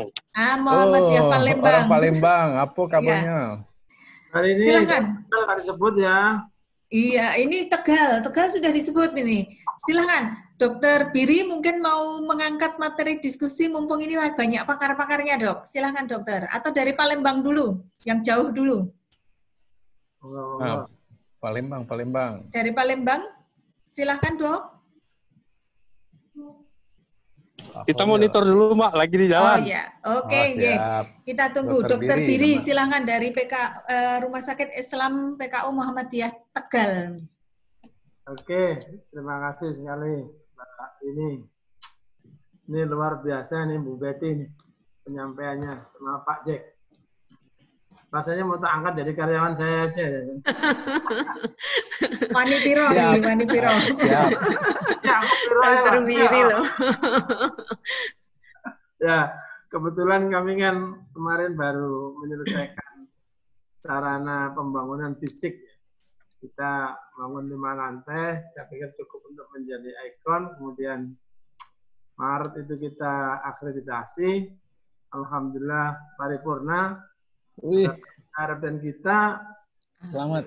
paripurna yang Senar edisi 1.1. Oh. Harapan kita setelah akreditasi Maret kita akan maksimalisasi. Oh, nggak tahu kena COVID dari kita cukup shock untuk ini, untuk kita baru tinggal survive sampai hari ini kan masih survive saja, belum sampai pada kita lahir kembali untuk seperti semula karena masih sekitar 50% lah lebih penggunaannya. Nah, persoalan kedua di rumah sakit kami BPJS masih tinggi itu, masih 80% ke atas. Kita kepinginnya 60-40 lah karena uang kontannya ini kan sedikit sekali. Jadi saya nggak ngerti itu kemarin kita sudah rencana tentang masalah promosi dan sebagainya, tetapi dengan COVID ini kok akhirnya pola daripada promosi marketing kita kan menjadi berubah total. Karena persoalan masyarakat sudah berbeda dengan yang dulu. Jadinya ya cukup masih pusing kita hari ini untuk mengembalikan pada posisi awal. Jadi pertama adalah masyarakat juga ya masih takut. Padahal kita juga tetap apa yang disampaikan oleh Mbak Betty sama Pak Jack tadi, kita ingin menyampaikan ke masyarakat bahwa aman lah. PKU Muhammadiyah Tegal itu aman karena kita memang menerima pasien COVID tapi sudah kita isolasi tersendiri sehingga insya Allah masyarakat tidak takut dengan terpapar karena kita ada isolasi ini. Tetapi kita masih sulit mengembalikan itu memang kalau apa yang disampaikan oleh Bu Betty tadi memang masih banyak hal yang kita perbaiki, terutama sertifikasi secara internal ya, cara komunikasi kita, penampilan kita, dan sebagainya. Mungkin kami sepatutnya harus banyak berguru ke Solo kayaknya. Saya pernyataan aja lah, saya udah lagi pusing untuk promosinya bagaimana untuk suasana COVID ini yang pas untuk mengembalikan itu. Itu aja mungkin Bu Betty dan Pak Jack. Terima kasih. Silakan, Mbak Betty dulu ya, Dok. Monggo, ladies gantian first. ladies first. Ya, silakan Mbak Betty. Curang loh Dokter Jack itu loh ya. Ya, nanti gongnya di Dokter Jack berarti. Pak Dokter Biri, terima kasih sekali. Sering tindak Solo, nanti biar bisa menjadi lebih semangat ya. Kalau terkait dengan penyampaian rumah sakit aman, memang sekarang ini lagi banyak ya, semua rumah sakit anggota Persi, hampir semuanya 80%, 90% sudah mulai masuk ke mulai kembali ke kenormalan baru katanya ya. Jadi bagaimana kita mencoba untuk bisa istilahnya mindset itu jangan ke arah yang sifatnya COVID. Maksudnya gimana? Kalau kita melihat di Rumah Sakit PKU Solo jujur sama dengan Dokter Biri ya di Tegal, bahwa kami mengalami penurunan pasien cukup drastis saat di bulan Mei. Jadi tempat tidur kami ada 342 tempat tidur. Kami terpaksa kemarin menutup 1 bangsal karena untuk efisiensi tenaga, perawat kami harus dijaga kesehatannya, jangan sampai mereka semua capek dan yang terjadi kondisi kesehatan harus dijaga, akhirnya ada bangsal yang kita memang putuskan untuk kita kosongkan. Nah, dengan ini kita fokus ke semua bangsal yang masih bisa diisi dan kita maksimalkan fungsinya. Fungsinya apa? Kita meminimalkan adanya lembur. Jadi jangan sampai kita menambah beban lagi. Istilahnya mutu kendali biaya itu kita lakukan dengan cara bagaimana mengefisienkan dari sisi pembiayaan yang bisa kita pangkas. Salah satunya juga biaya marketing ini, Dokter Biri, karena marketing kan nggak bisa kemana-mana ya. Jadi kita memang biaya ini bisa kita alihkan untuk biaya yang lebih urgent untuk saat ini. Nah itu salah satu contoh biaya yang memang kita kondisikan, kita efisienkan. Nah, pada saat BOR kita dari bulan Januari masih sekitar 75%, 75-76. Kita ke Januari, ke Februari masih sama. Maret itu kita sudah mulai agak menurun sedikit, tapi masih di angka kisaran 70, masuk masih ranah 70, aman. Baru kita ke arah April itu sudah mulai turun. Saat Solo mulai masuk tracking ada 1 yang positif COVID dan meninggal, itulah dijadikan posisi KLB, kita sudah mulai turun. Nah itu terjadi di bulan Maret kalau di Solo ya. Di bulan Maret itu sudah mulai turun. Nah April, Mei itu drop. Jadi waktu itu kami merasakan Mei itu di kisaran angka 30%, kami sampaikan. Dari 342, jadi sekitar 100 pasien. Tapi kami masih tetap mengkondisikan rawat inap, bagaimana rawat jalan juga mengalami, karena dokter dengan himbauan dari SMF ya, banyak perhimpunan ya. Perhimpunan itu kan banyak yang minta disarankan untuk tutup. Terus untuk dokter-dokter yang usia di atas 60 tahun harus tutup, gitu kan? Nah ini yang terjadi, kunjungan rawat jalan dari yang biasanya dalam sehari kita bisa sampai 800 kunjungan pasien, drastis menjadi 300-400. 50% turun, drastis. Nah ini kita rasakan sekali bagaimana pada saat itu pembiayaan yang luar biasa banyak karena memang hari raya ya. Tapi bismillah bulan Mei kita mulai masuk area kita ditetapkan oleh Bapak Direktur waktu itu sebagai atau selaku Ketua Tim Pemasaran, Bapak melakukan koordinasi mendadak bahwa kita harus mengubah konsep. Konsepnya apa? Jangan selalu terpaku pada COVID. COVID ini jalan pasti.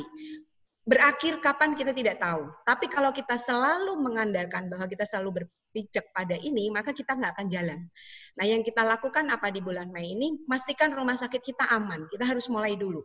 Yang lainnya belum bilang aman, kita sudah bilang aman. Pede banget gitu. Nah, ini kita lakukannya apa? Dengan fast track. Fast track itu kita coba pastikan bahwa pasien COVID jangan masuk area dalam rumah sakit. Kita kondisikan apa? Larikan fast track yang bisa langsung ke area isolasi. Nah, banyak sekarang rumah sakit yang mengeluarkan bangsal isolasi tidak dalam satu gedung. Nah, kami sebenarnya masih dalam satu gedung, tapi gedung belakang. Terpisah dengan yang lain di lantai 2 dan itu memang jauh dari bangsal lainnya. Ini kita pastikan itu tetap dilayani sesuai, tetapi bangsal yang lainnya ini harus berjalan, di mana kunjungan rawat jalan juga dipastikan harus sesuai dengan protokol kesehatan. Nah, ini yang dilakukan. Nah, yang lainnya apa? Marketing harus membuka konsep bagaimana mulai melirik digital teknologi. Digital teknologi yang dilakukan sebenarnya memang agak berat juga kami karena memang harus belajar, beradaptasi itu tadi, adaptnya itu kita lakukan. Nah, dan adapt kemahiran kita semuanya juga harus diuji dengan bagaimana nih menggunakan digital, karena semua harus belajar gitu. Nah ini juga waktu itu ditekankan Bapak, kalian semua harus bisa. Sampai Bapak Direktur sendiri, kita berani melakukan studi banding online. Ada salah satu rumah sakit PKU, yang ingin belajar ke sini tapi belum bisa gitu ya. Akhirnya mau nggak pakai online? Mau, akhirnya gitu. Akhirnya Bapak Direktur sendiri memutuskan saya mau nyoba gitu ya. Alhamdulillah dengan Bapak akhirnya semua ikut dan mau tidak mau sekarang Zoom menjadi sesuatu yang biasa buat kami, maksudnya untuk teman-teman. Nah, ini contohnya Pak Biri. Jadi bagaimana sudah mulai membiasakan lagi sedikit demi sedikit. Nah, untuk media kami sudah mulai untuk di radio, mulai lagi siaran-siaran. Nah, siaran-siaran kesehatan kita minta kepada radio bisa nggak dilakukan dengan cara WA call misalnya, video call atau apa aja yang sifatnya kita tidak harus ke sana. Bisa Bu, kita bisa support gitu kan dengan Radio Mentari kebetulan milik pimpinan daerah Muhammadiyah. Komunitas Gapuro Klewer kemarin kita tetap berani Bu. Belum itu Mbak Betty, tapi kita sepi kok, areanya pakai area sini. Oke, dokter kita berani ke sana, kita ke sana. Dok pakai APD kalau dirasa memang takut untuk ketemu banyak orang, saya sampaikan gitu. Oh aman Mbak Betty, tenang kan gitu ya. Semua sangat mensupport itu dari internal. Mereka ingin promosi lagi gitu kan. Karena biar tahu kondisi yang biasanya ramai jadi sepi gitu. Dan alhamdulillah dengan semuanya inilah kita bisa membuat istilahnya kenaikan yang tidak banyak. Target kita di bulan Juni sebenarnya adalah 60%. Dari yang sebelumnya adalah 40. Terakhir kita di bulan Mei, bor kita dalam bulan itu adalah 45%. Mei itu paling rendah yang 45%. Terus mulai naik ke Juni kemarin 56%. Nah, kita targetnya sebenarnya Juni ini adalah 60% dok, tapi tetap belum. Targetnya jangan jauh-jauh, ya, maksudnya nggak bisa kita langsung blek, langsung tinggi gitu ya, balik lagi ke angka 70 itu, aduh susah gitu ya. Jadi setiap saat kita monitoring pasien nih, doain sakit ya enggak, tetapi kita coba melihat bahwa ini yang apa yang harus kita lakukan, yang sepi mana nih yang sepi gitu ya. Itu sampai semua itu tim itu kita dari pemasaran ada dokter, ada perawat, ada humas yang kita selalu ada komunikasi. Kita ngapain lagi gitu ya. Jadi ini dipantau oleh Bapak Direktur sendiri untuk bisa melihat bagaimana kita mengerjakan semuanya dengan bentuk inovasi-inovasi yang kita buat. Contohnya kadang kita berantem juga Dokter Biri sama itu tadi berantemnya diskusi ya kayak vaksinasi. Masih belum boleh ini vaksinasi ke rumah. Kenapa Dok nggak boleh gitu? Belum boleh, regulasinya aku nyari belum ada dokternya gitu. Pokoknya ya imunisasi harus ke sini. Ya udah kalau imunisasi harus ke sini, dokter harus bisa melayani imunisasi. Mau, tapi kasih jalan di mana jalannya anak-anak baby aman. Oke, kita siapin sampai gitu ya. Jadi kita berusaha bagaimana meyakinkan dokter bahwa pasiennya bisa masuk karena pasien tuh ternyata sekarang ini komunikasinya sama dokter gitu ya. Kalau mau ke rumah sakit tanya dokter gitu kan. Nah ini yang membuat ya istilahnya itu Pak Biri. Jadi memang harus ada penguatan internal yang membuat kita bisa berjalan. Nah, yang kemudian di bulan ini promosinya lakukan lagi Pak Biri. Jadi jangan lihat COVID lah. Apalagi kemarin rapid test 150.000 udah jadi booming nih ya. semua bingung kan ya. Jadi sampai bahasin, ngapain Kemenkes ngurusin itu. Nah, berpikirnya sudah lain lagi kami. Udahlah, rapid kalau memang ada yang butuh ke PKU, ayo kita layani gitu ya. Tetapi itu sudah bukan lagi, kita sudah tidak perlu promosi itu lagi. Orang sudah tahu kita rumah sakit yang bisa melayani COVID. Ya sudah titik. Nah sekarang yang kita lakukan apa? Apa nih? Vaksinasi kita lagi turun nih. Vaksinasinya kita genjot. Misalnya, kontrol ibu hamil nih. Kemarin saya minta Dokter Sofin. Dokter Sofin turun gitu kan. Ini pasiennya. Harus dinaikkan gimana caranya? Pak dokter mau nggak mau harus IGLEV. Oke, saya IGLEV mau gitu ya. Akhirnya yang terjadi apa? Ya itulah dokter-dokter kita paksa. Dan ya, akhirnya dengan sinergi inilah semuanya bisa terangkat gitu. Kunjungan kita alhamdulillah dok, bulan Juni kemarin sudah di angka 600. Jadi bulan Juni sudah mulai angka 600, kita ini targetnya ke 700 biar bisa balik lagi, naik lagi gitu ya. Saya yakin Tegal bisa. Tegal bisa, karena Tegal kalau nggak salah zonanya juga sudah mulai aman. Dok. Sudah aman kan dok? Ya itu Tegal itu kan ada kabupaten, ada kota.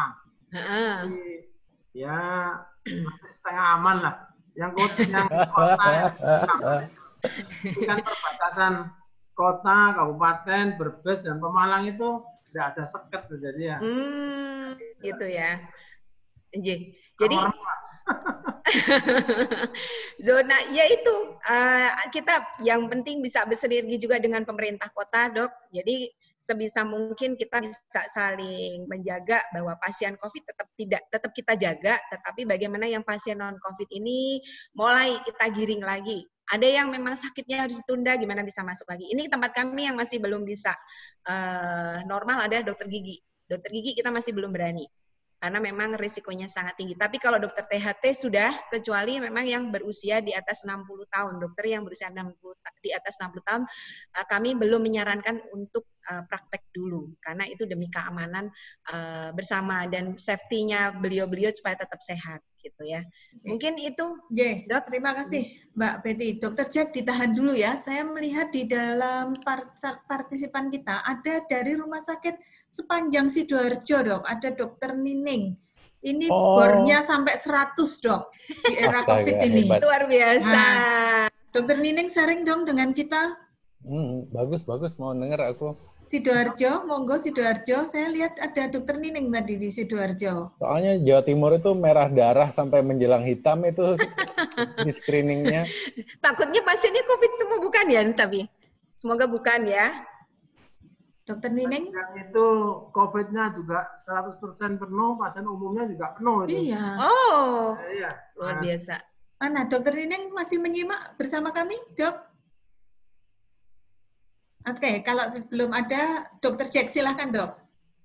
Siap, tapi aku bingung jawab Pak Biri ini karena sama Mbak Betty udah diborong semua. Saya nambah sedikit aja ya. Jadi yang kita lakukan waktu itu ada 2 tambahannya yang mungkin bisa dipertimbangkan. Yang pertama itu kita menggerakkan kader-kader Dokter Biri. Jadi di sekitar rumah sakit itu ada ibu-ibu kader orang Betawi asli ya, karena profilnya orang Betawi. Mungkin bahasanya juga kayak kalau nonton sinetron Bajai Bajuri gitu, lu gue kayak gitu. Mereka itu direkrut tapi nggak dikasih duit, sekitar 12 orang lah. Diajarin tentang alur masuknya di rumah sakit. Kemudian bahwa ini bagiannya, mereka itu dikasih ID card. Mereka itu jadi kayak narahubung. Kerjanya mereka adalah kalau mereka lagi di RW-nya atau di kelurahannya, kalau misalnya ada yang sakit atau ada yang lain, mereka itu yang ngurusi ke puskesmas, nanti misalnya harus dirujuk, kan rujukannya bisa kemana-mana. Dia akan bilang, udahlah ke rumah sakit Islam aja, bagus, kayak gitu. Bahkan bisa dijemput. Nah, itu salah satu meningkatkan ibu-ibu kehadiran, ibu-ibu kader. Kemudian tadi Mbak Betty juga bilang mengenai bahwa marketing itu bukan urusan divisi marketing 4-5 orang saja, bahkan Pak Faisal ikut turun. Nah, itu memang benar dan memang harus. Kita juga mencoba, ini baru ya, belum ketahuan hasilnya, tapi modelnya begini, program koin emas. Program koin emas itu artinya kalau seandainya ada program marketing yang kita jalankan di digital, itu kita tawari orang-orang keluarga besar inti rumah sakit maupun outsourcing ataupun cleaning service, pokoknya semuanya itu berhak menjadi agen. Dan mereka bisa menjalankan, misalnya contohnya, promo MCU klinik untuk kembali ke sekolah. Harganya misalnya 450.000. Itu kalau misalnya dia mendapatkan, maka dia dapat duit kembali ya sebagai uang lelah itu sekitar 4-5%. Itu sudah kita tanyakan ke istilahnya dari segi kesyariahannya sama salah satu Pak Ustadz BPH kita, dikatakan boleh ya, asal akadnya di depan jelas dan ada ketentuan-ketentuannya. Itu ternyata membuat orang semangat. Jadi pada waktu di BLAS, itu juga nanti dari segi teknik ya, yang dibahas yang di dalam kuliah tadi yang saya sampaikan itu, misalnya ada waktu kapan sih ngeblas itu yang bagus, kalau misalnya Instagram. Misalnya pagi habis sholat subuh, kira-kira jam 5.30 itu bagus. Kalau misalnya habis sholat isya atau makan malam, kira-kira jam 8 itu bagus. Bila ini itu kurang bagus. Dan di BLAS-nya itu harus bareng ya. Jadi kalau misalnya rumah sakit Islam Pondokopi misalnya, ada 600 orang, itu semuanya 500 gitu harus punya akun Instagram, sehingga bisa membuat trending topik gitu, kalau semuanya ngeblas. Dan kemudian disosialisasikan juga, karena pasti yang namanya keluarga besar ya, ada bapaknya, atau ada istrinya, atau ada suaminya, yang punya grup pengajian, grup alumni, SMA, universitas, yang bisa menawarkan dan kemudian bisa menjadi rujukan. Jadi mereka akan berlomba-lomba untuk menawarkan jasanya ke rumah sakit Islam. Tapi tentu juga seperti dikatakan Mbak Betty, yang lebih penting adalah brand adalah janji. Jadi jangan sampai membuat kecewa. Itu berarti kelihatannya side by side ya, antara program dengan istilahnya pola kerja. Nah, dua itu sedikit banyak meningkatkan. Kemudian digital presence ya, yang tidak harus terlalu mahal tadi seperti dikatakan misalnya radio Suara Surabaya atau radio RKM atau yang lain. Mereka itu saat ini juga haus ya dengan konten. Jadi bisa kita nggak keluar duit, tapi kita mengisi konten kesehatan. Tapi kita menitipkan pesan bahwa hayo datang, ini ada promo, ini ada khusus dan seterusnya.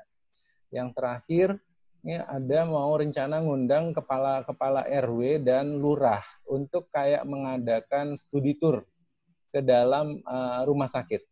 Sehingga mereka bisa melihat sendiri pelayanannya seperti apa, dan nanti setelah kembali bisa merekomendasikan untuk staf kelurahan atau RW, atau pasukan oranyenya, cleaning service-nya, karena itu banyak, dan itu potensial untuk digarap. Masih ada beberapa yang lainnya, Dokter Biri, nanti bisa ngobrol-ngobrol, kita nggak masalah. Kita juga belum kembali pulih ya, seperti Mbak Betty. Kita cuma lagi istilahnya berpikir apa ya yang bisa dikerjakan, gitu. Itu, Bu Eko Rini, monggo. Ya, terima kasih Dokter Jack, Mbak Betty. Ada beberapa rumah sakit lain di luar Muhammadiyah, Dok. Mungkin bisa berbagi juga dengan kita ya di sini, kalau tadi yang kita bahas banyak pengalaman di Rumah Sakit Muhammadiyah, saya lihat ada dari Rumah Sakit Yarsi, ini tetangganya Cempaka Putih nih. Oh iya, tetangga. Ya, tetangganya Cempaka Putih ini. Walaupun saya orang Jogja, Dokter Iwing Dwi Purwandi. Oh, ya, kemudian ada dari Rumah Sakit Budi Kemuliaan. Silakan Bapak atau Ibu dokter, silakan berbagi. Monggo dari Yarsi dulu atau dari Budi Kemuliaan? Yarsi, Budi Kemuliaan gedungnya... itu saya ingat dulu belajar konek, belajar itu di sana. Iya, saya dulu belajar masang lepas implan ya di sana ya. Silakan. Baik. Silakan dokter. Ya, assalamualaikum. Waalaikumsalam Waalaikumsalam, warahmatullahi wabarakatuh. Bu Dokter Yuli, apa kabar? Baik, Dokter Jack, Dokter Ekor ini salamnya sudah saya sampaikan Dokter Lili.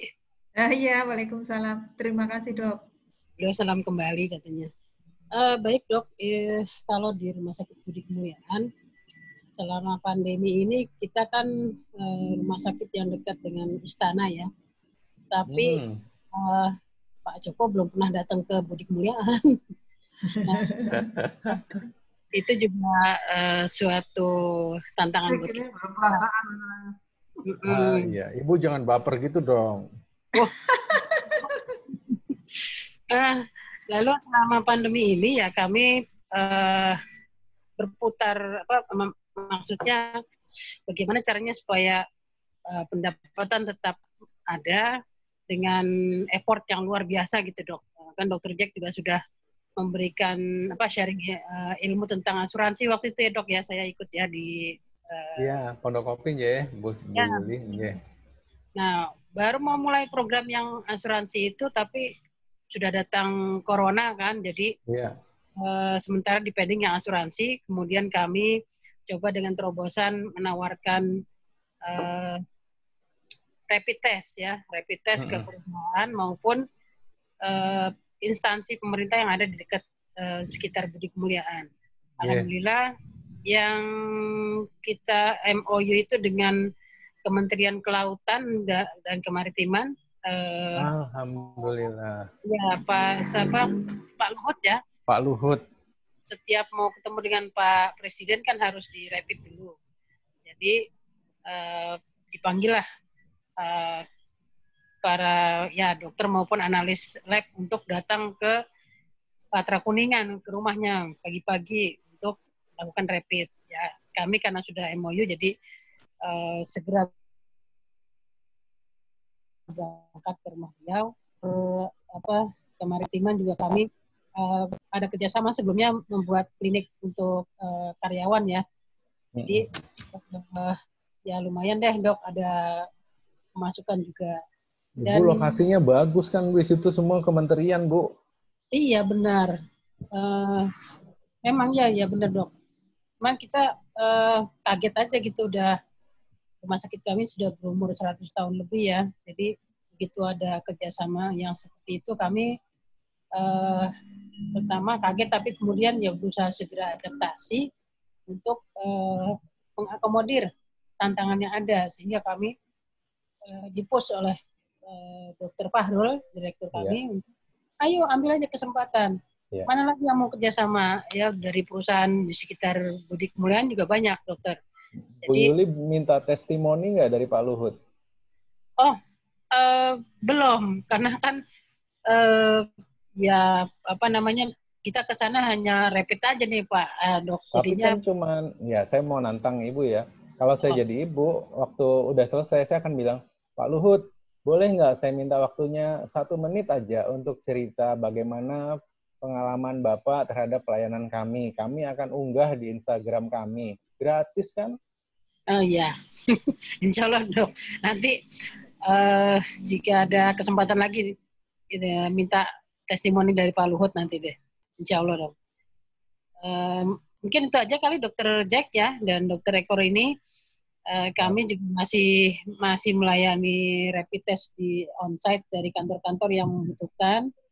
Waktu sebelum ada peraturan dari pemerintah itu 150.000, kami pasang harga, kemudian ya ada yang mau kerjasama, ada juga yang masih mikir-mikir, jadi ya sudah yang mau aja yang kita jalani gitu Dok. Dan lumayan sih Dok, kami datangi ke sampai paling jauh dari Budi Kemuliaan sampai Pasar Minggu Pengadegan.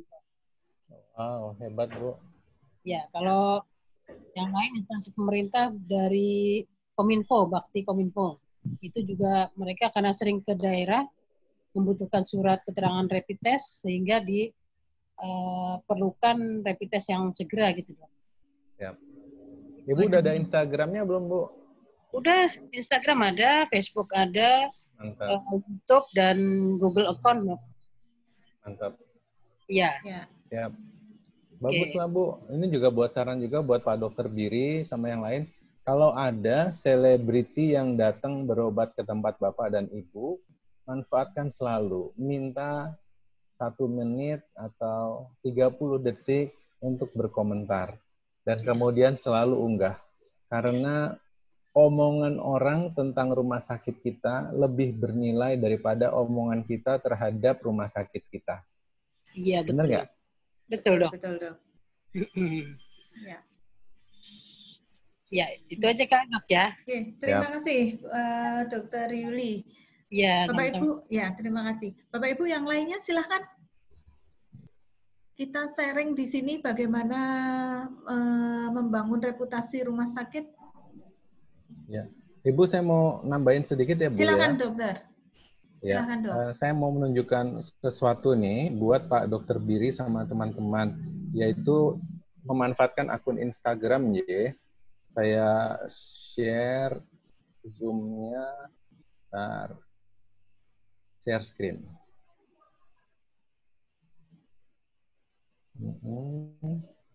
Kemudian saya ke sini. Sudah kelihatan? Baru, ya sudah Dok. Baik, Pak Le, Dokter Biri, ini tadi saya iseng-iseng sambil ngeliat ya, ternyata di Tegal itu ada Instagram yang cukup gede nih, banyak pengikutnya. Namanya Dolan Tegal, 92.500 ini lumayan. Kemudian ada kontaknya untuk WA. Kalau saya menyarankan WA. Kemudian undang. Terus kalau kita lihat ya, dia sebagai akun sosial media sudah dimanfaatkan untuk promo ya. Tapi kebanyakan untuk kuliner, atau untuk traveling, atau untuk hal-hal yang lain. Tapi untuk layanan healthcare belum.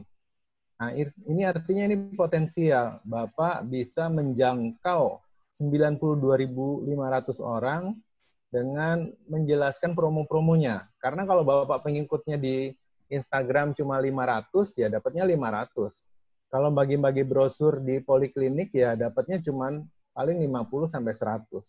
Ini sekali tembak bisa langsung dapat 92.500. Jangan terlalu berpikir bahwa ini mahal ya. Bisa nanti gratis dengan model misalnya kerjasama. kami pernah melakukan dengan Lula Kamal. Dan Lula Kamal itu kami nggak bayar. Dan kita bikin penawarannya adalah kita kasih MCU gratis buat dia dan suaminya. Kemudian kita rekam dan kemudian kita tayangkan. Nah, itu mendatangkan bisnis yang lumayan juga dan win-win juga. Karena para selebriti itu juga tahu kok, kalau misalnya sama rumah sakit, ya mereka ngerti lah, bisa barter. Tapi kalau sama yang lainnya, tentu rate-nya komersial. Intinya selalu ada jalan, gitu Pak Dr. Billy. Terima kasih Dr. Jack.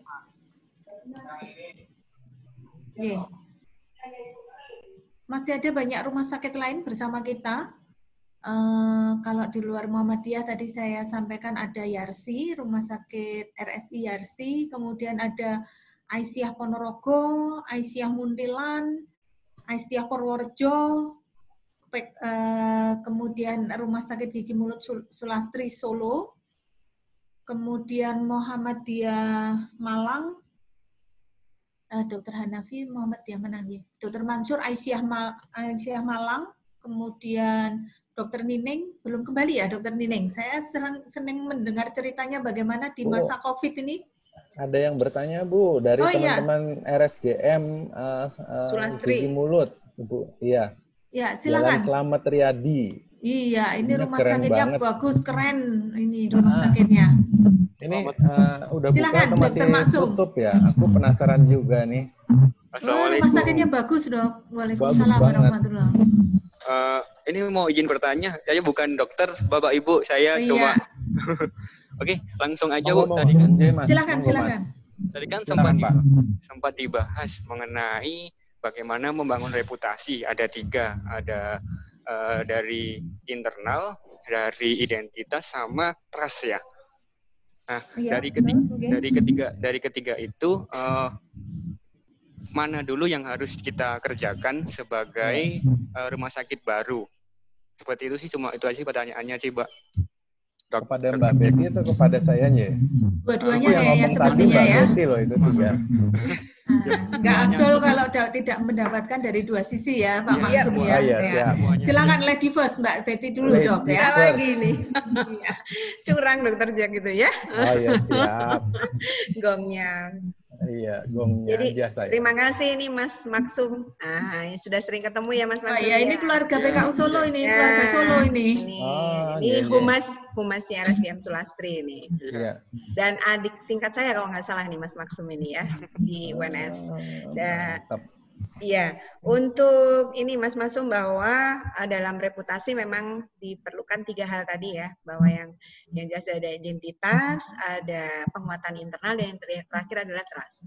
Nah, kenapa saya sampaikan identitas yang pertama? Itu memang yang pertama harus disiapkan dulu Mas Maksum.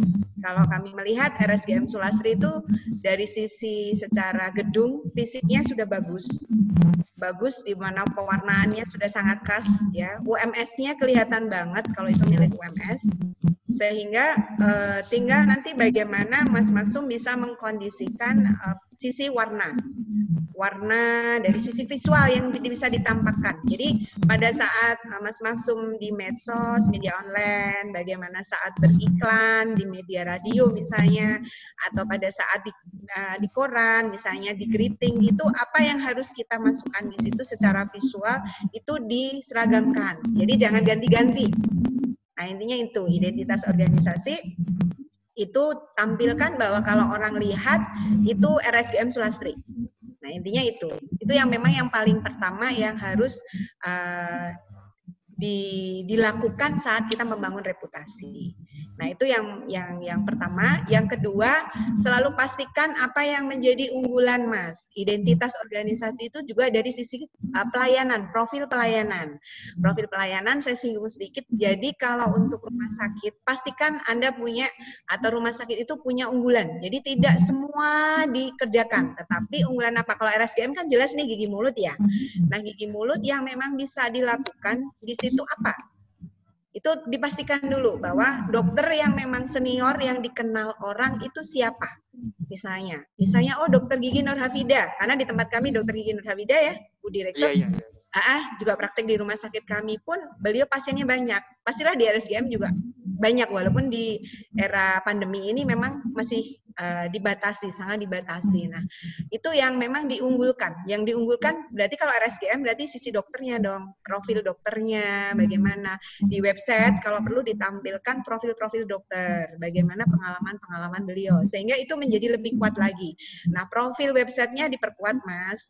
Terus media online-nya diseringin keluar, update seperti yang dikatakan tadi oleh Dr. Jack, selalu gunakan itu. Kalau Anda public figure, ada pejabat publik yang memang datang ke RSGM, maksimalkan, minimal humas menemani. Dengan menemani, kita akan dekat, minta kontak personnya. Bapak, Ibu, nanti kalau mau tindak ke rumah sakit kami, silakan hubungi saya bantu. Kita pakai fast track, jalur pejabat VVIP misalnya.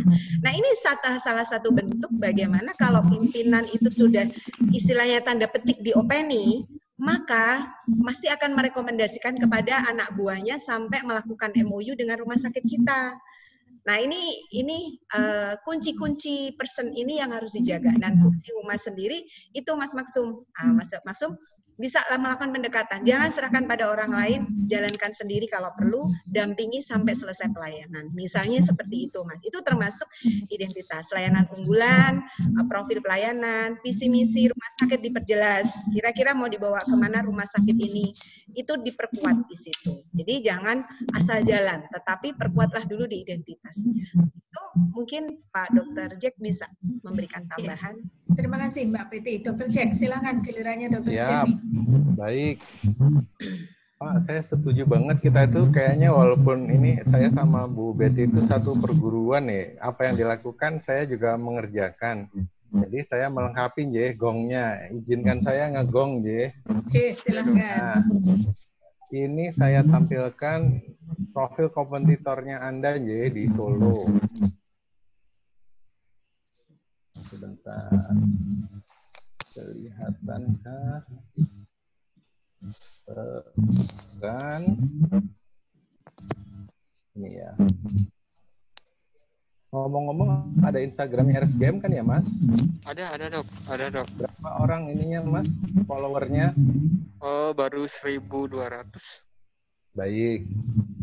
Nah, ini Mas, ini FDC ya, tapi ini gabungan ya. Tapi ada juga yang di Solo nggak ada, tapi mirip nih. Kalau kita lihat ya, 122.000. Ini buat dental klinik ini sesuatu banget ini. Postingnya juga rajin ya, 5.005. Jadi pada waktu kita bikin Instagram itu kayak kita punya tanaman ya, pohon cabai lah gitu.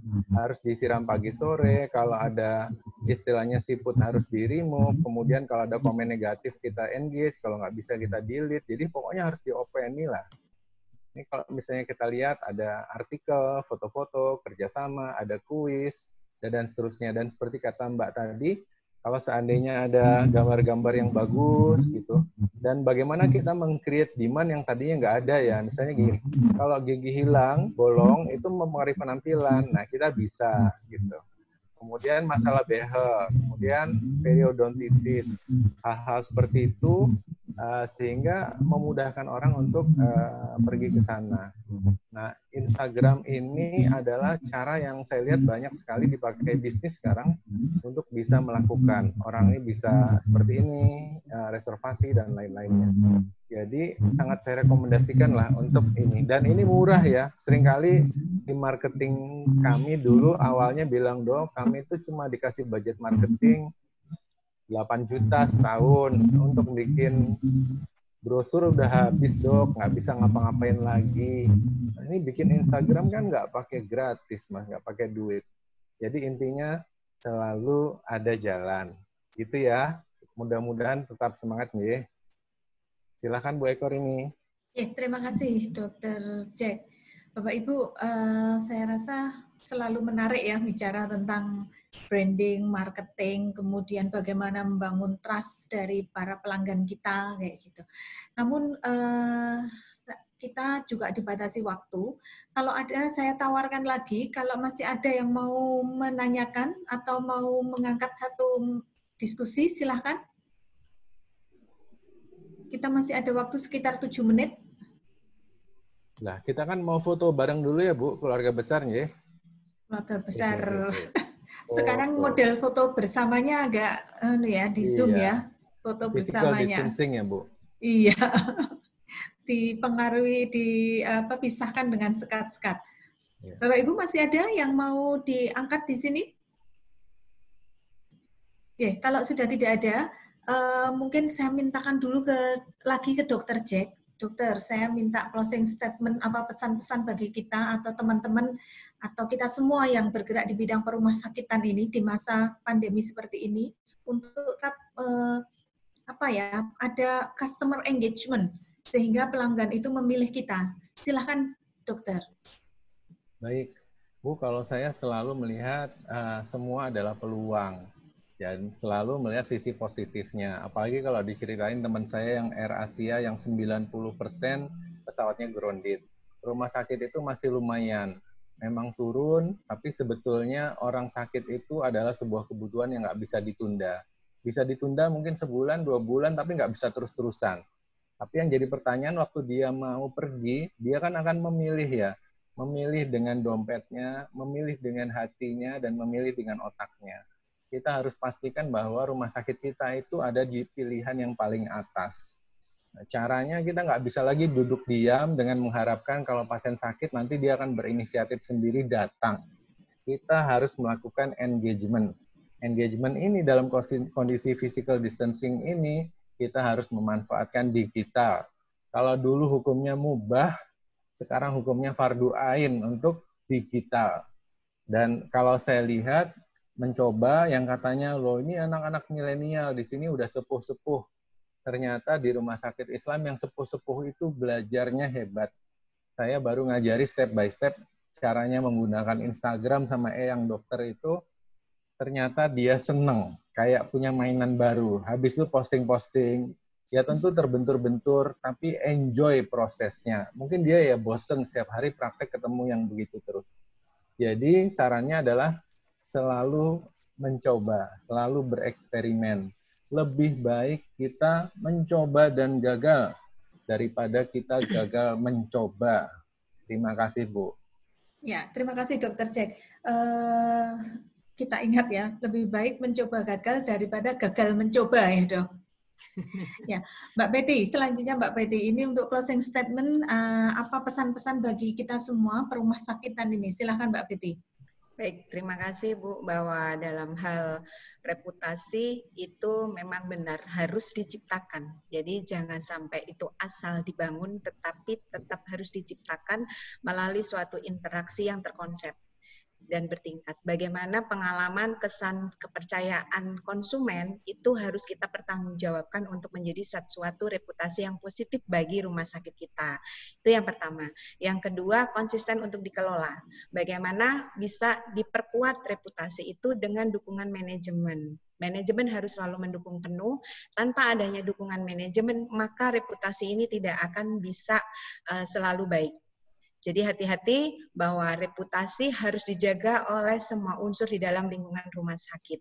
Sehingga perkuat internal untuk mengkomunikasikan apapun yang ada di dalam rumah sakit secara transparansi tentang bagaimana situasi dan kondisi yang ada di rumah sakit, sehingga semuanya akan bersinergi dan berkoordinasi untuk bisa membangun reputasi ini sesuai dengan tujuan rumah sakit. Dan yang terakhir, seperti yang dikatakan Dr. Jack tadi, bahwa semua ini adalah peluang, betul sekali. Dan satu lagi adalah satu tantangan. Tantangan di mana harus kita coba, kita eksekusi, kita evaluasi, dan dukungan semua pihak akan membuat rumah sakit kita menjadi lebih besar dan lebih maju. Terima kasih.